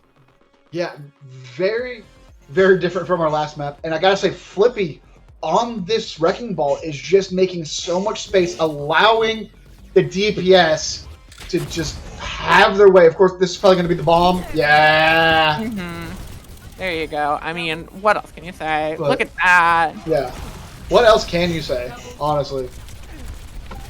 But, you know, you've got Meeflet and Tiny Brain just with so much space to work with. You know, with Flippy and Taco on these tanks, just making so much space that, and then the supports C2 and Brian just not really being pressured like Kaleidoscope was able to pressure the supports in the previous match. So I think that there needs to be some sort of swap on the side of Kaleidoscopes, probably over to something like a Sombra or a Mei to really punish this Wrecking Ball, when he engages, with a hack, a wall, a freeze, but if you guys are like me and you were really impressed with Flippy or you were really impressed with anybody else, please scroll down a little bit just underneath the video. There's a little poll that you can vote for your MVP for this match. Let's get started voting early and often. Speaking of an update, we do have an update on donations. We are currently at 765. So I believe we got a donation or donations totaling. I'm not good at math. This is why you don't do math on stream. Never tip $37. $37. $37. 37. It's $37. Lesson for up and coming casters: don't do math on stream unless you have somebody in your ear telling you. Unless you have somebody in your ear telling you what 765 minus 728 is. Don't do math. Don't do. You're gonna get it wrong. Oh, then they're gonna. Interesting map choice here. Huh. Okay, Kaleidoscope taking us to Dorado. That is an interesting map choice. Dorado?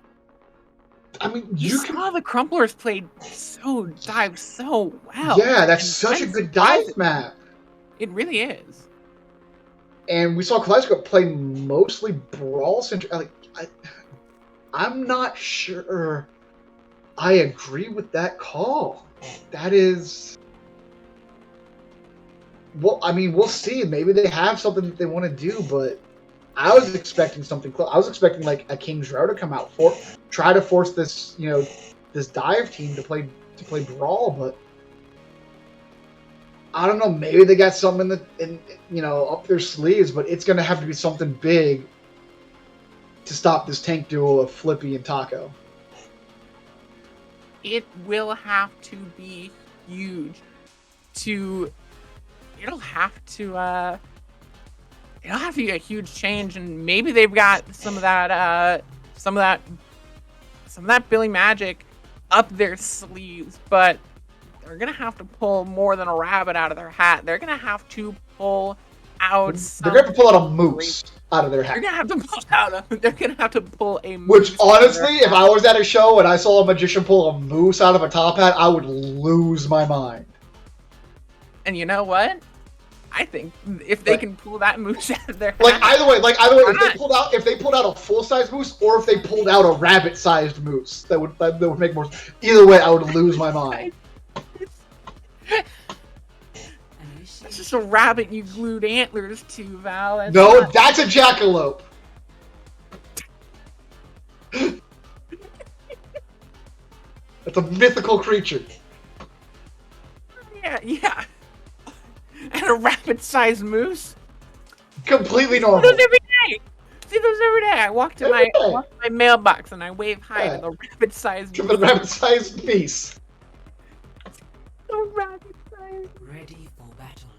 What is the plural of moose? It's just moose. No, it's one of those ones where it's just the same. It's just moose. That's disappointing. I know. I like the word meese so much. Meese is so much, but it sounds like the plural of mice, like mice, meese. Wait, what is the plural of... The mice is the plural. Mice is the plural of mouse. We still have another Overwatch, huh? Still have another match after this. We have to get it together. Eh. Meeflit So still on. Okay. Meeflit on the Echo again. Stop the payload. Alright. But we're seeing Billy got on DPS. Okay. Billy on the Doomfist, the Billy Fist. Maybe this is... Oh my god, and Mosaic is on the Genji. Well, I was gonna say maybe the Billy Fist was the moose pulling out of the hat, but Billy is now dead. As is CTW, gonna get a headshot from Tiny Brain. So close there, Billy. They're really struggling now. Now they're switching onto the Widowmaker. Well, this goes back to what Billy said in the interview. I think they're having some fun. And honestly, that's the point of this whole tournament. That's the point of gaming in general, and that's the point of this tournament. We're here to bring you guys some fun, and they are certainly having some fun here right now. We're here for his only game. Why you have to be Yeah, mad? we're not here for a long time. We're definitely here for a fun time. Oh! Billy! Chunk out of Brand. And looking for more, has Meatfoot on their tail. Can they hit the shot? Not going to hit the shot, but not going to TTW go chasing him down either. But CTW tracks him down, hunts him down. The It's like a bloodthirstiest of rabbit hunter. supports. There's the Graviton surge from Antaco. Mosaic being taken down, and it is just Flippy just long, sits on Mosaic. long lines of assists. I gotta say, I am loving Taco on this off tank role, just providing Peel as a diva, hitting that big Close diva here bomb. now. That pick could be big. Losing Flippy could be really bad. Meeflet almost going down as well. So close here, but no cigar. No cigar, but ults starting to come online for both teams now, and I think we're gonna definitely see a big ult war here. Right, We've moving got forward a still. lot. I don't know if I don't know if my audio is going through or if I just can't hear Val or what is happening. But Meeflet goes down. Billy gets that shot onto Meeflet. I was downing the Billy Widow for a little bit, but doing pretty incredible. The Nano comes in onto Flippy, and Tiny Brain just gets all the picks, gets two, but gets their head taken off by Billy. Billy gets the Winston diving in on them, and just not enough, though. Heartbreaking for Kaleidoscope. yeah. Heartbreaking, but Billy's having a good time. I'm sure Bubba's having a good time. These guys look like they're having fun. Mosaic's getting to play Genji. I'm sure he's having a blast. Just getting to do ninja things. Doing that doing just cyber ninja Just thing. cybernetic ninja things. And My CTW favorite is just tag. doing their Lucio stuff. Yeah. Just dueling tracers. There's the grab from Taco. Billy barely able to stay alive. Gets the pick on the Tiny Brain. That was so cool looking. Able to get that pick onto the Tracer.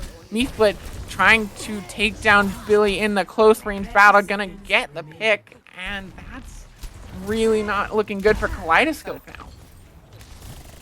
Now, they got 20 seconds left. We're seeing Retro swap over to the Baptiste. We're seeing a Prayer Rock come out of Bubble White out of spawn. I don't think that's going to hit anybody. Mosaic over onto the Cassidy. 10 seconds remaining. We're just seeing wholesale swaps of, oh, Billy! Billy! Oh my gosh. Billy just absolutely Nice. has With a nice the try. number.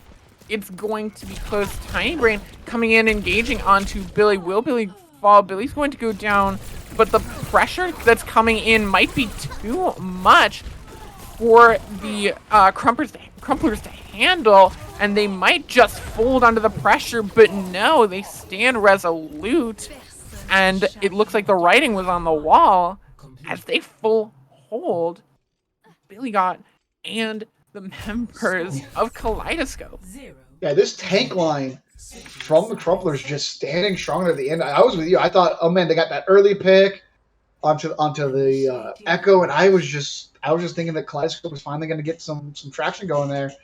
But then, Taco and Flippy just staying strong on that payload, held it within, I think, less than a meter of being capped, but held nonetheless. And honestly, at this point, I think Kaleidoscope's going to come out with some nonsense. I think they decided they're going to have some fun. I'm guessing we're going to see it's like some Bastion, some Torbjorn, maybe. I was say I want to see the Billy Widow again though. I want to see that again. Yeah, they're putting Storm on the Roadhog. Retro's on the Zen. They're just. Are they gonna? Oh, please tell me they're just gonna damage boost Billy with the Retro Mercy. Oh, wow, that Just give Billy the pocket. we'll have Nope. to see. Are they gonna? Look at this It's angle that probably- Billy's taking. Whoa, that's wild. Are they able to see spawn from there? I'm gonna take a. They can see high ground. Yeah, and if you crouch, you can see the door. 2, 1. That's crazy. Are they gonna get a shot off there? Oh, can you get the Ana? Oh, so close. Oh, trying to thread the needle. Those are like pixels. Oh, the slip dart threads the needle though. Oh, the sleep. Oh, now the Tracer trying to harass Billy, but I mean, how can you harass this? Why do I get the feeling I'm gonna see this spot in like all of my games for like the next 2 weeks now? Oh no. Thanks, Billy. Billy. Thanks. What have you done? What have you done, Billy? Thanks, Billy. Thanks, Billy. Can we get a thanks, Billy, in chat? Thanks, Billy, in chat. Storm getting that first pick onto Neeflet is huge. Billy tries to grapple away, but is thrown right back into Flippy's grasp. Storm going in low. Flippy gets the pick onto Bubba Wyatt going to go down, and it is just a looking like a quick 2-0. No picks coming in, and the Crumplers hold strong, and they will not fold. They will not fail, and it is a quick win for them, 2-0. Operation Get Mosaic to Work has concluded successfully. Tiny Brain here with the play of the game on this Tracer. Harassing Billy got here, gets the kill. Oh, he's going to get Paul. Who's he going to stick? Nope. Alright, just a nice clean double. Just a nice clean double and a really good performance by both of these teams. Yeah, I'm really impressed with the Crumplers, and I'm really impressed with the positivity that's coming out of the side of Kaleidoscope. You know, it can be rough, you know, have a match like that, but I'm sure these guys still doing just fine. They're here to have fun. You know, we heard in the interview, they're here for a good time, and I'm willing to bet that they had a good time. That I mean, with the way that we heard from Billy, the way they put it, that doesn't seem like a team that would tilt a lot. They just seem like they're having fun. They're just here to have fun. If they win, fun. If they don't, whatever. And we can still see them. They're not out of this tournament yet. They're just going to be knocked down into the losers bracket, where, speaking of losers bracket, no, I actually don't have the results of Neve Aurora's game, but it's going to be Kaleidoscope getting knocked down to, I believe that is map 15, so they will be playing Peaches Nectarines. Yeah, Peaches Nectarines, who lost to Kaiju Core TMC, and really excited for that. But we will not be streaming that, I believe. Oh, what game are we looking at next? Do not have that list, but what I do have is an update on the MVP poll, and right now it's looking like C2D2 is a couple of votes ahead of Billy got. We got looks like we got some votes for Flippy in there. Bryant 1G is in there. We got some votes for Bubba. So please, we got maybe a minute, maybe 30 seconds left on that poll, but it's ending quickly. After you're done voting on the poll, you know, in chat if you want to, like I said, donate if you want to donate, charity if you just want more information about this wonderful charity that we're working with. If you want more information, you know, if you want to look at the bracket yourself, see who's playing who, bracket will get you there. If you're interested in more Star Esports stuff, you know, they do tournaments all the time. Discord will get you that information. So please, just, you know, we do so much work with the community. We rely on you guys for so much. So thank you. So we just got in, and we now have in the call the one and only C2D2 from our winning team. Hi C2D2, how are you doing today? I'm doing great after that win. I bet. Yeah, that was an excellent match. Kaleidoscope came off of a very close 2-1 in the previous match, and you guys kind of just rolled through. Uh, not really tested too much. I do want to talk about some of the compositions you guys were running. We saw some very interesting compositions with these ball comps coming out. Is that something that you guys have been practicing a lot lately, or is that just kind of a new thing that you've picked up for current meta? What's the deal with your comp? Yeah, we've been practicing with the ball comp a lot. We like the Briggs and back line, and the ball tracer combo is very effective. So we've been running that for a while. It's used quite often in the top play. Yeah, we noticed, especially on Shrine there, you guys were kind of with the Echo. Echo was kind of hitting some shots in, and then all of a sudden you see a D.Va, a ball, and a tracer just blow up whatever was shot. So well done there. Yeah, it's a good comp for surrounding and punishing slower comps. So we're just now getting word, actually, that your next game is going to be against Not Your Average Origin. How do you feel about that team going forward, and do you think that you could potentially make a run to the semifinals and even potentially the finals?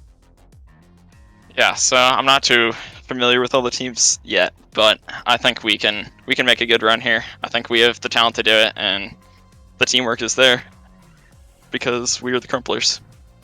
Yeah, teamwork is definitely there. Mm-hmm.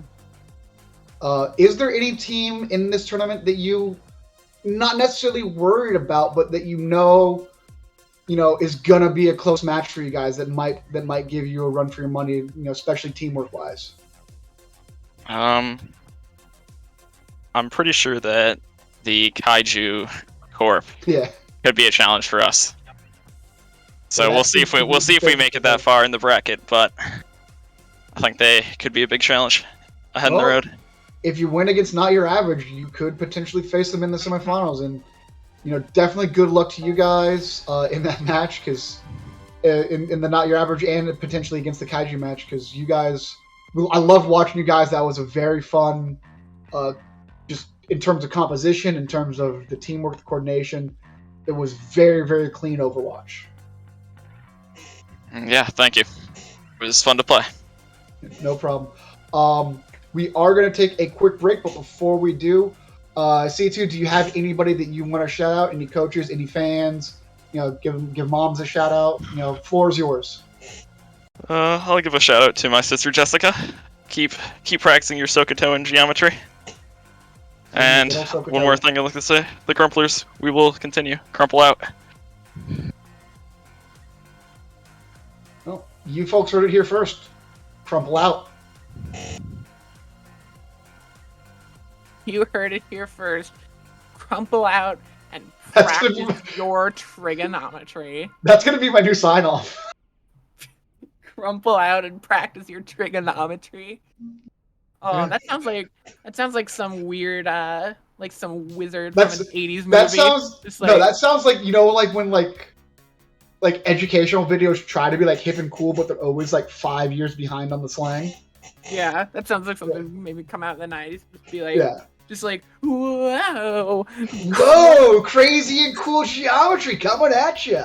Crumble out and make sure you crumble out and practice your Sokoto, dudes. Yeah. That's good advice. We're going to take a short break here, but while we're gone, check out some of that information about the charity and practice your Sokoto. There will be a quiz when we get back.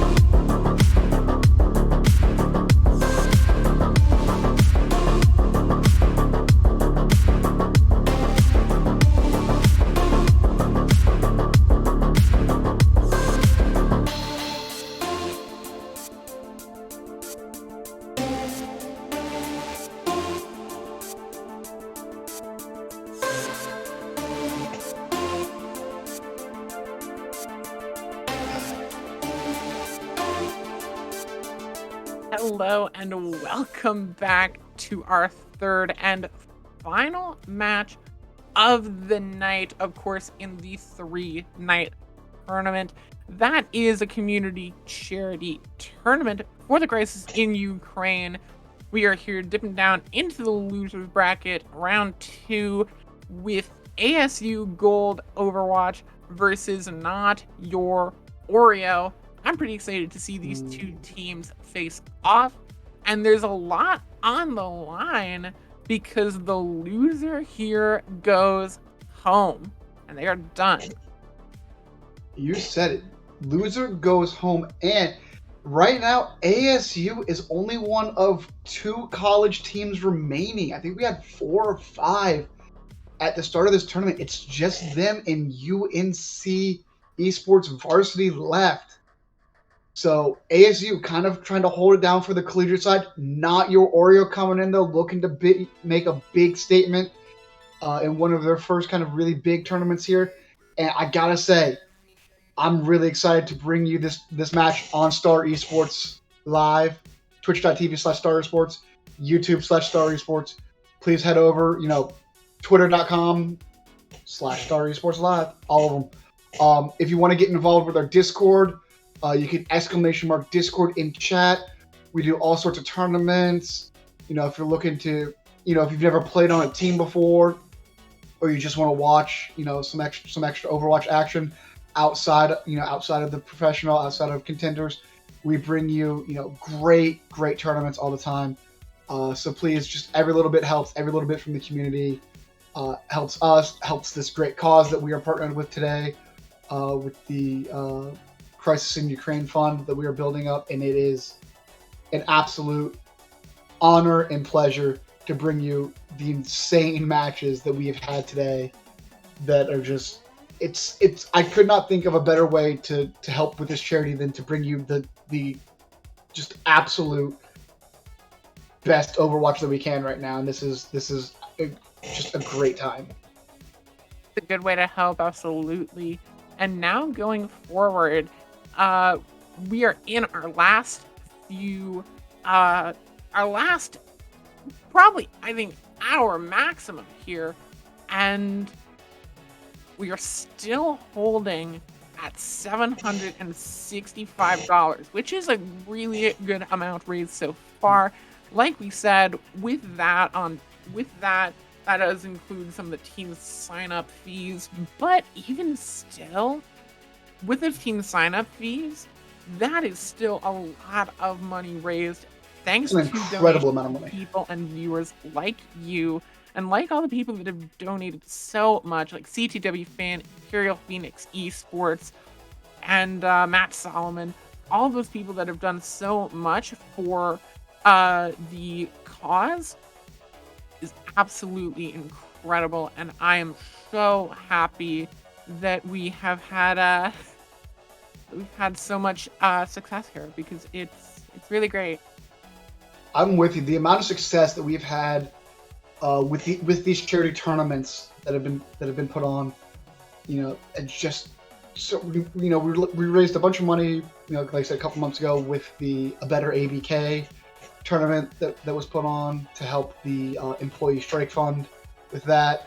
This time we are partnering to help Ukraine with the Crisis in Ukraine with Global Giving's Ukraine Crisis Fund.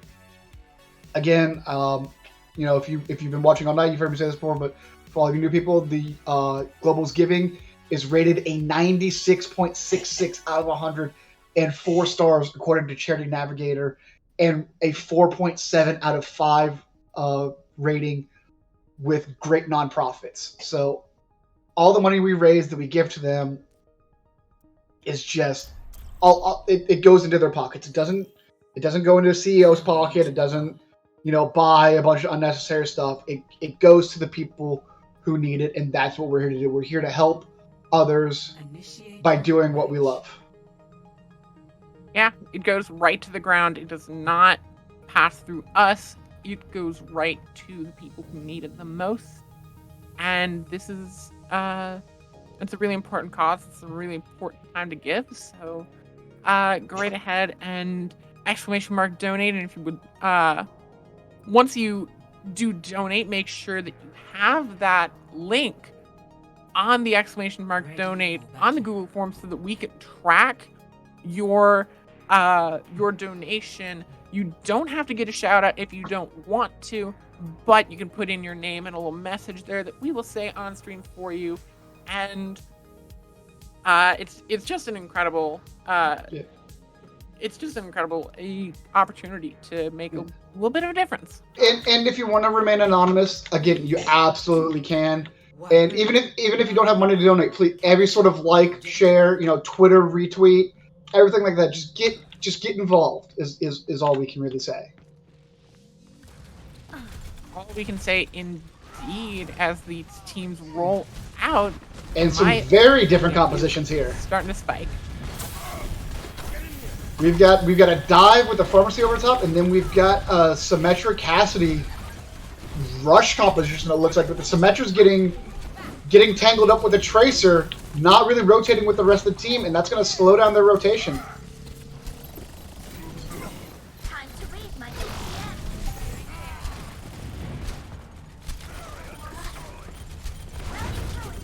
DPS. Oh, did we lose K-Wing again? It looks like we lost K-Wing, so I'm going to take over real quick, and it looks like...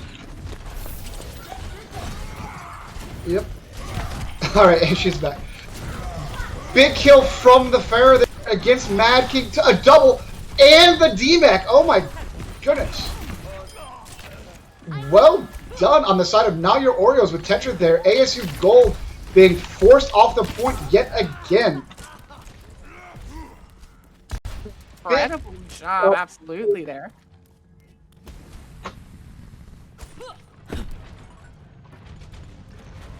And Now Your Oreo pushing up, trying to not let ASU in through this choke, but with the Symmetra, they can kind of get into some teleport shenanigans here. But it looks like they're just keeping the TP out of spawn, trying to get in quickly, and they're going to rotate down in this hallway. I don't know if that's a good idea. What is that, Winston? What is Winston doing? What is Endo doing there? On the bookshelf like Assassin's Creed. Just made some bucks. The High Noon's going to catch out Tetra, and the point is still ticking for the members of Not Your Oreo. The picks all going the way of ASU, but not enough though. Bomb thrown in from Ryaru, and though on this Winston trying to knock everyone from the opponent's team asunder. There goes Zip! From Tetra. Zip is just off the side. The window coming in, putting in that damage. He really can't walk in, and this point is so close to 90%. There's the Reinhardt pushing in. Cooper Sly going to go down. Loses that 1v1. Mad King falls as well. Tetra gets that pick, and it is just all Not Your Oreo all of the time. Stickdrift get the pick onto Canlis, and War Python gets the pick, gets taken down by Stickdrift. So close here. Any game anyone could win at this point, but it looks like the point's gonna flip over to ASU. Yeah, and a really long, drawn-out fight. We saw ults get used, built back up, and it's going to be a really, really good hold here from ASU. I feel like they've got a good composition for it. Typically, retaking with the Pharah is a bit more difficult, but Tetra very close to their ultimate. And if we almost getting a stick there from Canlis. There's the shatter. It's going to knock Mario onto the ground. Gets slept. Zip charging up the ult pretty fast. Endo goes down. Went in a little bit too fast. Huge stun coming in from Stickdrift. That ult is getting nothing from Tetra. And this point is being held strong by ASU. The push still coming in, but Ryaru is there. Stickdrift has the High Noon, gonna throw it in a little bit too early, and Tetra will catch a rocket right to Stickdrift. Pam swapping over to the Wrecking Ball though, trying to get that numbers game back in their favor, but I don't think it's gonna happen. Now Your Oreo The focus fire is too clean. Too clean indeed. Endo gonna take down Mad King, and it is Endo just shocking the rest of ASU. And the beat'll come in. It'll only catch Zip and Moxie Foxes. Moxie stagger out this point. There's the Diva Bomb. Unless something big happens, the point will end up flipping over, and it will be the members of Not Your Oreo keeping this point and taking round one. Pretty close. Now I'm just imagining, like, you said the embers and then Not Your Oreo. Now I'm imagining, like, a s'more flavored Oreo. Like, with that toasted marshmallow. 1-0. Oh. That sounds really good right about now. Ready. You're just hungry, aren't you? I am, man. And I had dinner, like, 5 hours ago, so I'm jonesing for some food. Definitely when this match ends, you know, this fantastic match for this fantastic cause we have, I'm definitely gonna be grabbing some snackies before bed. But it looks like we're gonna not see really any composition changes here. We're gonna see the Symmetra brawl against the Armor Seed dive The objective. coming out, and this Symmetra is really quick. I love running the Symmetra TP on this point. It gets you really quick to point. But then we are going to see Cooper swap over to the Tracer again. But it does get Pancake to the point really, really fast. Yeah, Pancake is now right on that point. That's huge because now you're established and anyone has to go into you. This dive will be trying to push in. That's a pretty big anti-nade coming in onto two members of ASU. But they've got control of the point, and it is looking like it'll flip over soon. It will. So this entire fight is pretty much on ASU's charge. Even if they lose the fight, they've been gaining percentage for however long it is. There's the remake.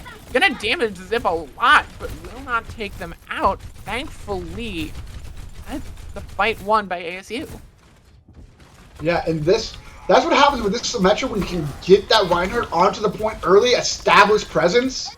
It's really hard for this dive composition to get situated. They want to be able to outflank you, out-rotate you, pick you off, but as long as you kind of stick together, you're gonna be A-okay. Here's the high noon from Stick Drift. They're gonna speed them over to the side. Almost gets the pick onto Endo. The pulse bomb thrown in, gonna take down Stick Drift. The shatter from Pancake. Take down Endo, and the nano comes in. Is Endo going to be able to make it back okay? It looks like it. They Okay, take it cool, though. off and gets taken off. Pancake knocked off the map. This point still in control of ASU, but not for long, as no amount of tomfoolery can save you from that much of a numbers disadvantage. And the point will flip over to Not Your Oreo. Is that your go-to, like, tomfoolery? It is. That your go-to? See, I prefer shenanigans, but I like some good old tomfoolery every now and then. Some tomfoolery, some shenanigans, some regular old chicanery. I hear chicanery, like, I'm from Florida, so I just think sugarcane, and it just throws me off too much. I'll make a note of it. I'll tell you what's throwing off ASU right now was that big old anti-nade coming out of War Python. Yeah, these anti-nades have been big. There's this tick and God, the delay. third or fourth stick? Incredible. This Tracer is just an absolute menace right now. And you can't push in is the problem. At this point, if you're just getting hit with these pulse bombs one after another, you just can't push in and you can't do anything about it.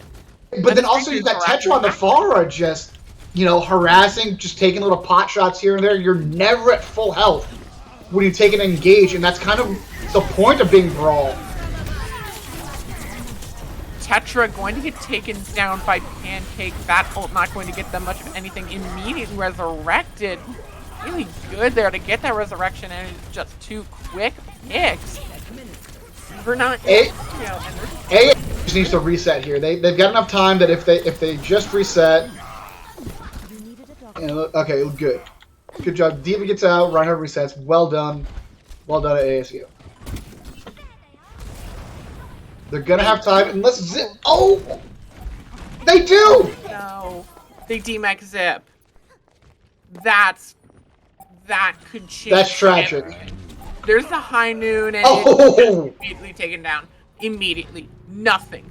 Just everyone turns. Nick hits just all of got their buttons. deleted from the game. Just got deleted. Stick drift is now just like It's gone. just got stick shifted out of this plane of existence. War Python is going to get taken down, but immediately resurrected again. How is Zoro getting away with these resurrections? They They should are be getting just- absolutely demolished for them. Any early pick that could be turned around, well, as soon as I say it, Zoro dies, but it's not going to be enough. And not your Oreo. Good job really keeping everybody any else up. top one. Like you said, Zoro just is completely changing these fights on this Mercy. She is just everywhere she needs to be, keeping Indo alive, keeping Tetra alive during the ultimates. And it's just anytime, like, they're doing these kind of initial trades, but then the Mercy res comes in, and now what was a 5v5 is now a 6v5. Exactly. That's the best thing about this Mercy, about what Zoro has been doing, because she's absolutely been changing those fights with the pressure. Percent healing. And yeah, and 11,000 healing is nothing to sneeze at, especially. And the fact that you can have that much pressure and make it so many of those picks, and you can facilitate that aggression that your team knows that if they go in and they die a little too early, they have their Mercy, and their Mercy is able to get those resurrections. And that allows them to be that much more aggressive, because they know they have that safety net around them. Yeah. If you were as impressed with Zoro as we are, or if Can, I'm just gonna call him Can. I have no idea how to pronounce your name. I'm sorry, Canlysis. But if you were impressed with the Tracer play, the Far play of Tetra, you know, Riara and Indo on these tanks, if anybody, please go down, vote in the MVP poll. You know, we're gonna have one last interview tonight when all that is said and done. But, you know, we can't do it without you all participating. And it looks like a very quick King's Row selection from the side of ASU Gold. And we're waiting on Not Your Origin to select a map side, but that was an instant lock from ASU. Yeah, they said it before we were out of the before we were out of the cards. Yeah, we were still on the card screen. We were still on the cards and voting, and they were like, "I want to go to King's Row." We didn't even ask. There wasn't even a, hey, what map do you want? It was King's Row, please. Yeah, it was literally And also- King's Row, please. I just want to say, They know what they Zip, want. good on you. Good manners saying please. We should reward stuff like Yeah. that. Good on you. Parents raised you right. Yeah. Thumbs up. Yeah, thumbs up.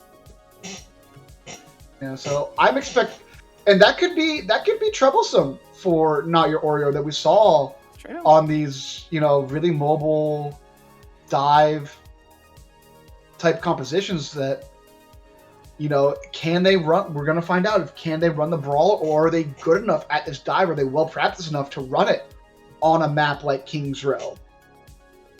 And I think that's gonna be a very interesting noted, because we saw ASU Gold, you know, they had moments of brilliance on that brawl composition, especially early on Sanctum. They took the point, they got it up to 60% or so.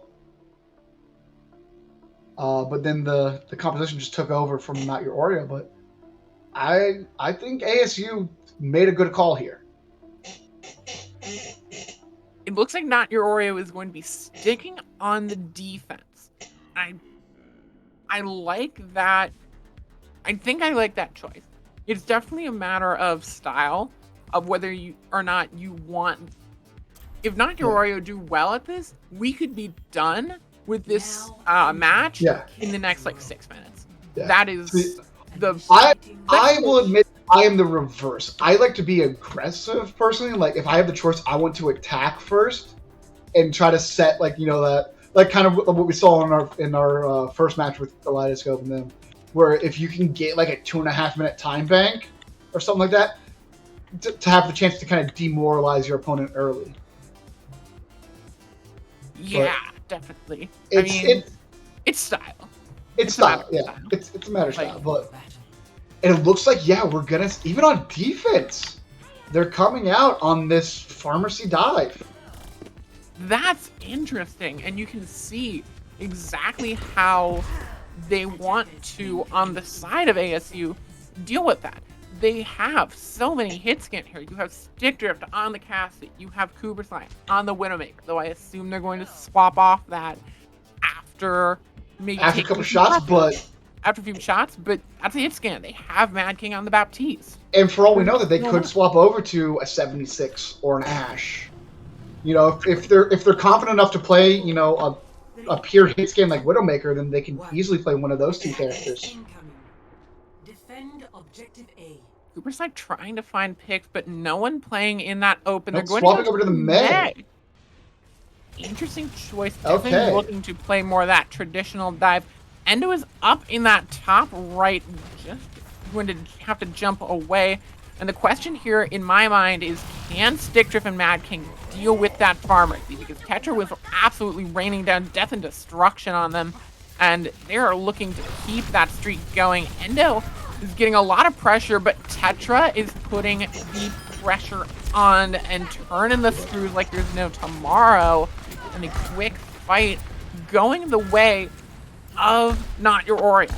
Yeah, and what's going to be very important is Indo and Riara on these tanks is going to be involved in the fight without being in the fight. You see how they're trying to stay up on this higher ground, away from the Reinhardt, not being, you know, being able to, you know, poke them down with the Tesla cannon and the shotguns without really being threatened by the Mei, by the Cassie. But we are going to see the Ash swap. They're going to try to take Tetra out of the sky here. They want to win this fight on in the sky, and they really have to do it. There's the pulse bomb. It will take everyone down low, but the immortality field's there to save them. Zip going to be the first to beat the mech, and they're trapped in this small room. They can't do Tetra's having a field day right now. Tetra's having an absolute field day. This is a far as just dream to see everyone in that small room, and that ult charge is so fast. Yeah, everyone's in a small area, you're unthreatened, and you have line of sight to shoot them, but they can't see you. It's just Andrew being boosted by a Mercy. Oh. And again, we see Zora here. Indo dies, immediately brought back up. Don't even have to worry about, you know, these spawns coming in quicker. Curse. The caster curse strikes once more. Zoro's gone. Sticker is dead. That's unfortunate. They had the high noon as well. Endo's gonna go down too, but there's Tetra with the barrage. Gonna take down Mad King. And I mean, what else more do you need? Yeah, You do unfortunately, have the close Zora. response, but Tetra's just raining down death. Uh-oh. Tetra goes down, though, and Zoro's just now getting into the fight. Can she make it? Oh my good, no way she goes for this res. There's no... Oh, okay. Cancel it out of it. The Shatter comes in, and she can just get pinned out. There's the high noon. Is War Python going to be able to make it out alive? Canless. Stick Drift. Canless. Canless actually gets the kill. There's the immortality field. Real The bomb going to get the kill on the Foxy. boxes. Endo. Incredible job Wow. kicking out the immortality. Indo with an actual 1 HP. Oh, wow. Wow. Wow. This is demoralizing. It has to be demoralizing for ASU, because now, if you can't get a tick, you are fighting for a draw.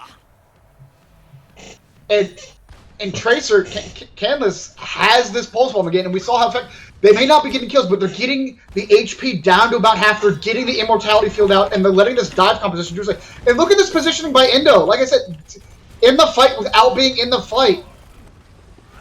And there you go, there you go. Moxie's taken down, they can't move. Tetra will get taken down, but he thinks a res Here comes Zoro. coming short behind, and there you go. The pulse bomb comes in, double kill, that's both your supports. Canlesses. Seconds. Oh no, that's just disgusting. Zip trying to Disgusting. touch point. No one can even touch. This, personally, is why I like defense, because Score. That is definitely a morale crush. 0. that is not just like a that's not like a hit to your morale. That is a falcon punch directly into the morale. Right into the kidneys of your morale. It's falcon punching your morale's kidneys. Oh my god. That's, you know what? That needs to be the next hero added. I know we've got Sojourn on the way. We've got Mogos or whatever his name is. We need Captain Falcon. We need that crossover. Make it happen, Blizzard. Tracer added to Smash. Captain Falcon added. Oh my god, could you imagine Tracer and Smash just That'd be fun. zipping all over the place? That'd be terrible. Goes in for the B down, just rewinds out once smashes you down. Attackers Gosh. incoming in 30 seconds. All right, what are we gonna see out of ASU? Looks like Zips onto the Roadhog here. Nope, swapping back, makes the last second change on the Diva. I'm concerned about Cooperwood. They don't have much time left, and we're still not seeing a selection out of Cooper. The Echo. 5, 4, No, 3, 2. Cooper, you're not gonna get to point in time. Attackers incoming. We gotta get. Defend objective. And if they lose one fight, it's over. It's for over. them. They don't even have to They're lose the out of fight. They just have to get a tick. You can get that without winning a fight. Can't let it happen. They have to play on point, and that is exactly what this Pharah wants. This is just a composition that is waiting to build that those ultimates up. Endo goes down early, but it's just so much point presence now for Not Your Oreo that they're just waiting to build up those 3 big ultimates, that Nano, that Blade, and that Barrage. That'll just absolutely wreck through. I gotta say, I like the decision by Zoro to not resurrect the Endo there on that ball, knowing that, hey, you know, it might be more important to hold on to that. You know, they'll be back soon. Brings back Tetra during the fight there. Boom. Wouldn't have had that if they brought back Endo. And now they can change the pacing of this fight. Pancake looking for the flank. Pancake's looking for the flank. They are deep in at this point. They're gonna get taken down for their hubris. That could be the turnaround here. You can't make those Genji's mistakes. just right That's clicking into just everybody going to dashing. be- That's just going to be it. The Nano comes in onto the Winston. No Nano Blade necessary. And Tick will be going to Not Your Oreo, and they'll move on in the losers bracket. They will move on to face the winner of Kaleidoscope versus Peaches Nectarinus. And still just a quick game. That was a speed Look at one Just coming out right from Not clicks, Your right Oreo. clicks. Getting the dash resets. Oh my goodness. What a wizard. Oh my goodness, War Python 8K in 5.5 minutes. But Candace, Epic. You made the right decision. 5.5 minutes. How long was the? I don't know how long the Nepal was, but that was a speed run there. yeah. So definitely a big threat now from Not Your Oreo. They could make a deep losers bracket run. They only have a few more. They have a lot ahead of them. To be fair, they have to go through 1, Yeah. 2, 3, 4 more Four more. rounds to get into the finals. But there's a lot of there's There's a lot. There's a lot to feel positive about if Mhm. you're on Not Your Oreo. Oh, absolutely. You know, that was absolutely stunning and well played by absolutely everybody. Like in our first match, obviously we saw, you know, Billy got kind of taking charge on that.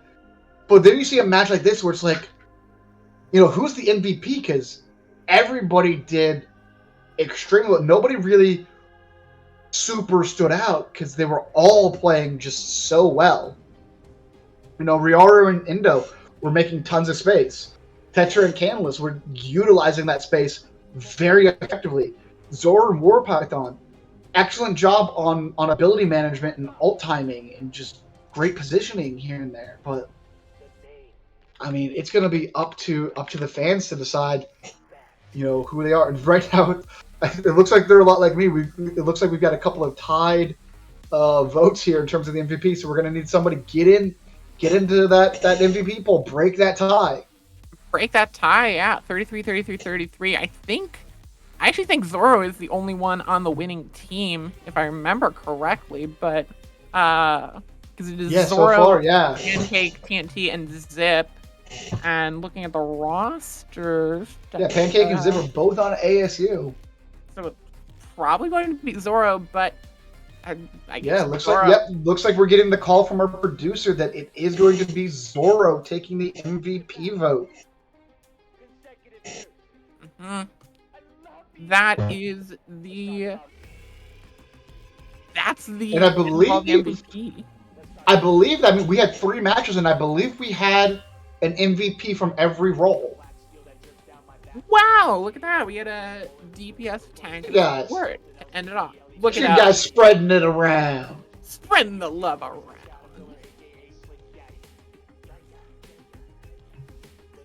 Oh, that's incredible. But it looks like we now have the one and only the support player, the Mercy, who showed no mercy throughout the game. We have Zoro. How are you doing today? I'm doing great. How about you?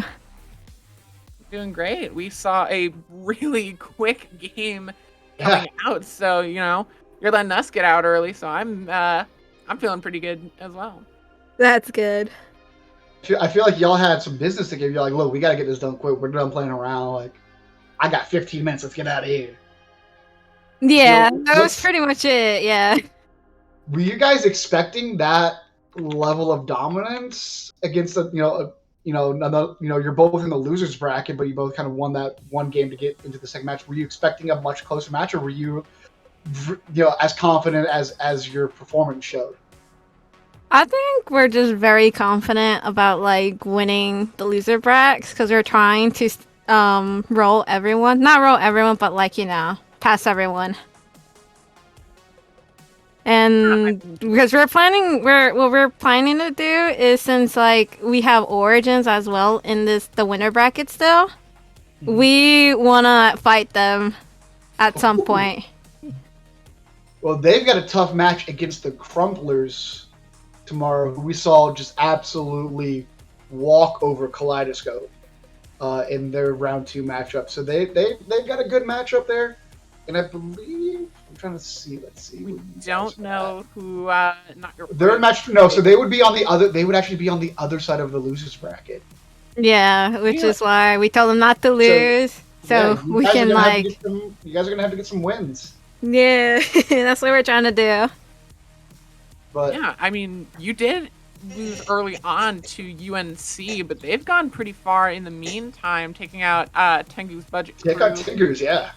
Yeah, Tengu's definitely a big name, so you definitely have some clout based off of that, but a really good win coming in. So, I mean, you talked about being confident. You think you can go all the way, make a loser's bracket run? I think it's possible. I believe in my team and everyone else. Speaking of your team, I mean, we had a hard time ourselves trying to decide who was the standout player in the team. You all played so well, both your tanks, Ryaru and Indo, made a ton of space. Your DPS was utilizing that. I'm sure Tetra was having a blast on that Pharah. Just absolutely, having you on the Mercy pocket, keeping them up, giving them the damage boost, and then just not really being pressured too much. What's it like when you're playing in that pharmacy comp and you're just having free reign like that? I think we just farm ult and just wait for our tanks to push up and create space for us to spam them down. That's pretty much what we did. Well, y'all did an excellent job at that. And I think we are running a little bit low on time. So before we head out, Zord, is there anybody that you want to give a shout out to before we call it?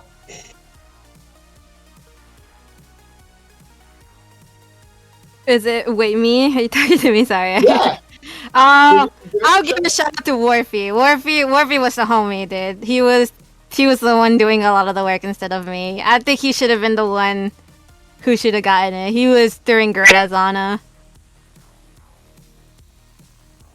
Well, thank you very much for joining us for this interview, and good luck in the rest of the tournament. I'm sure we'll be seeing you all in some more streams.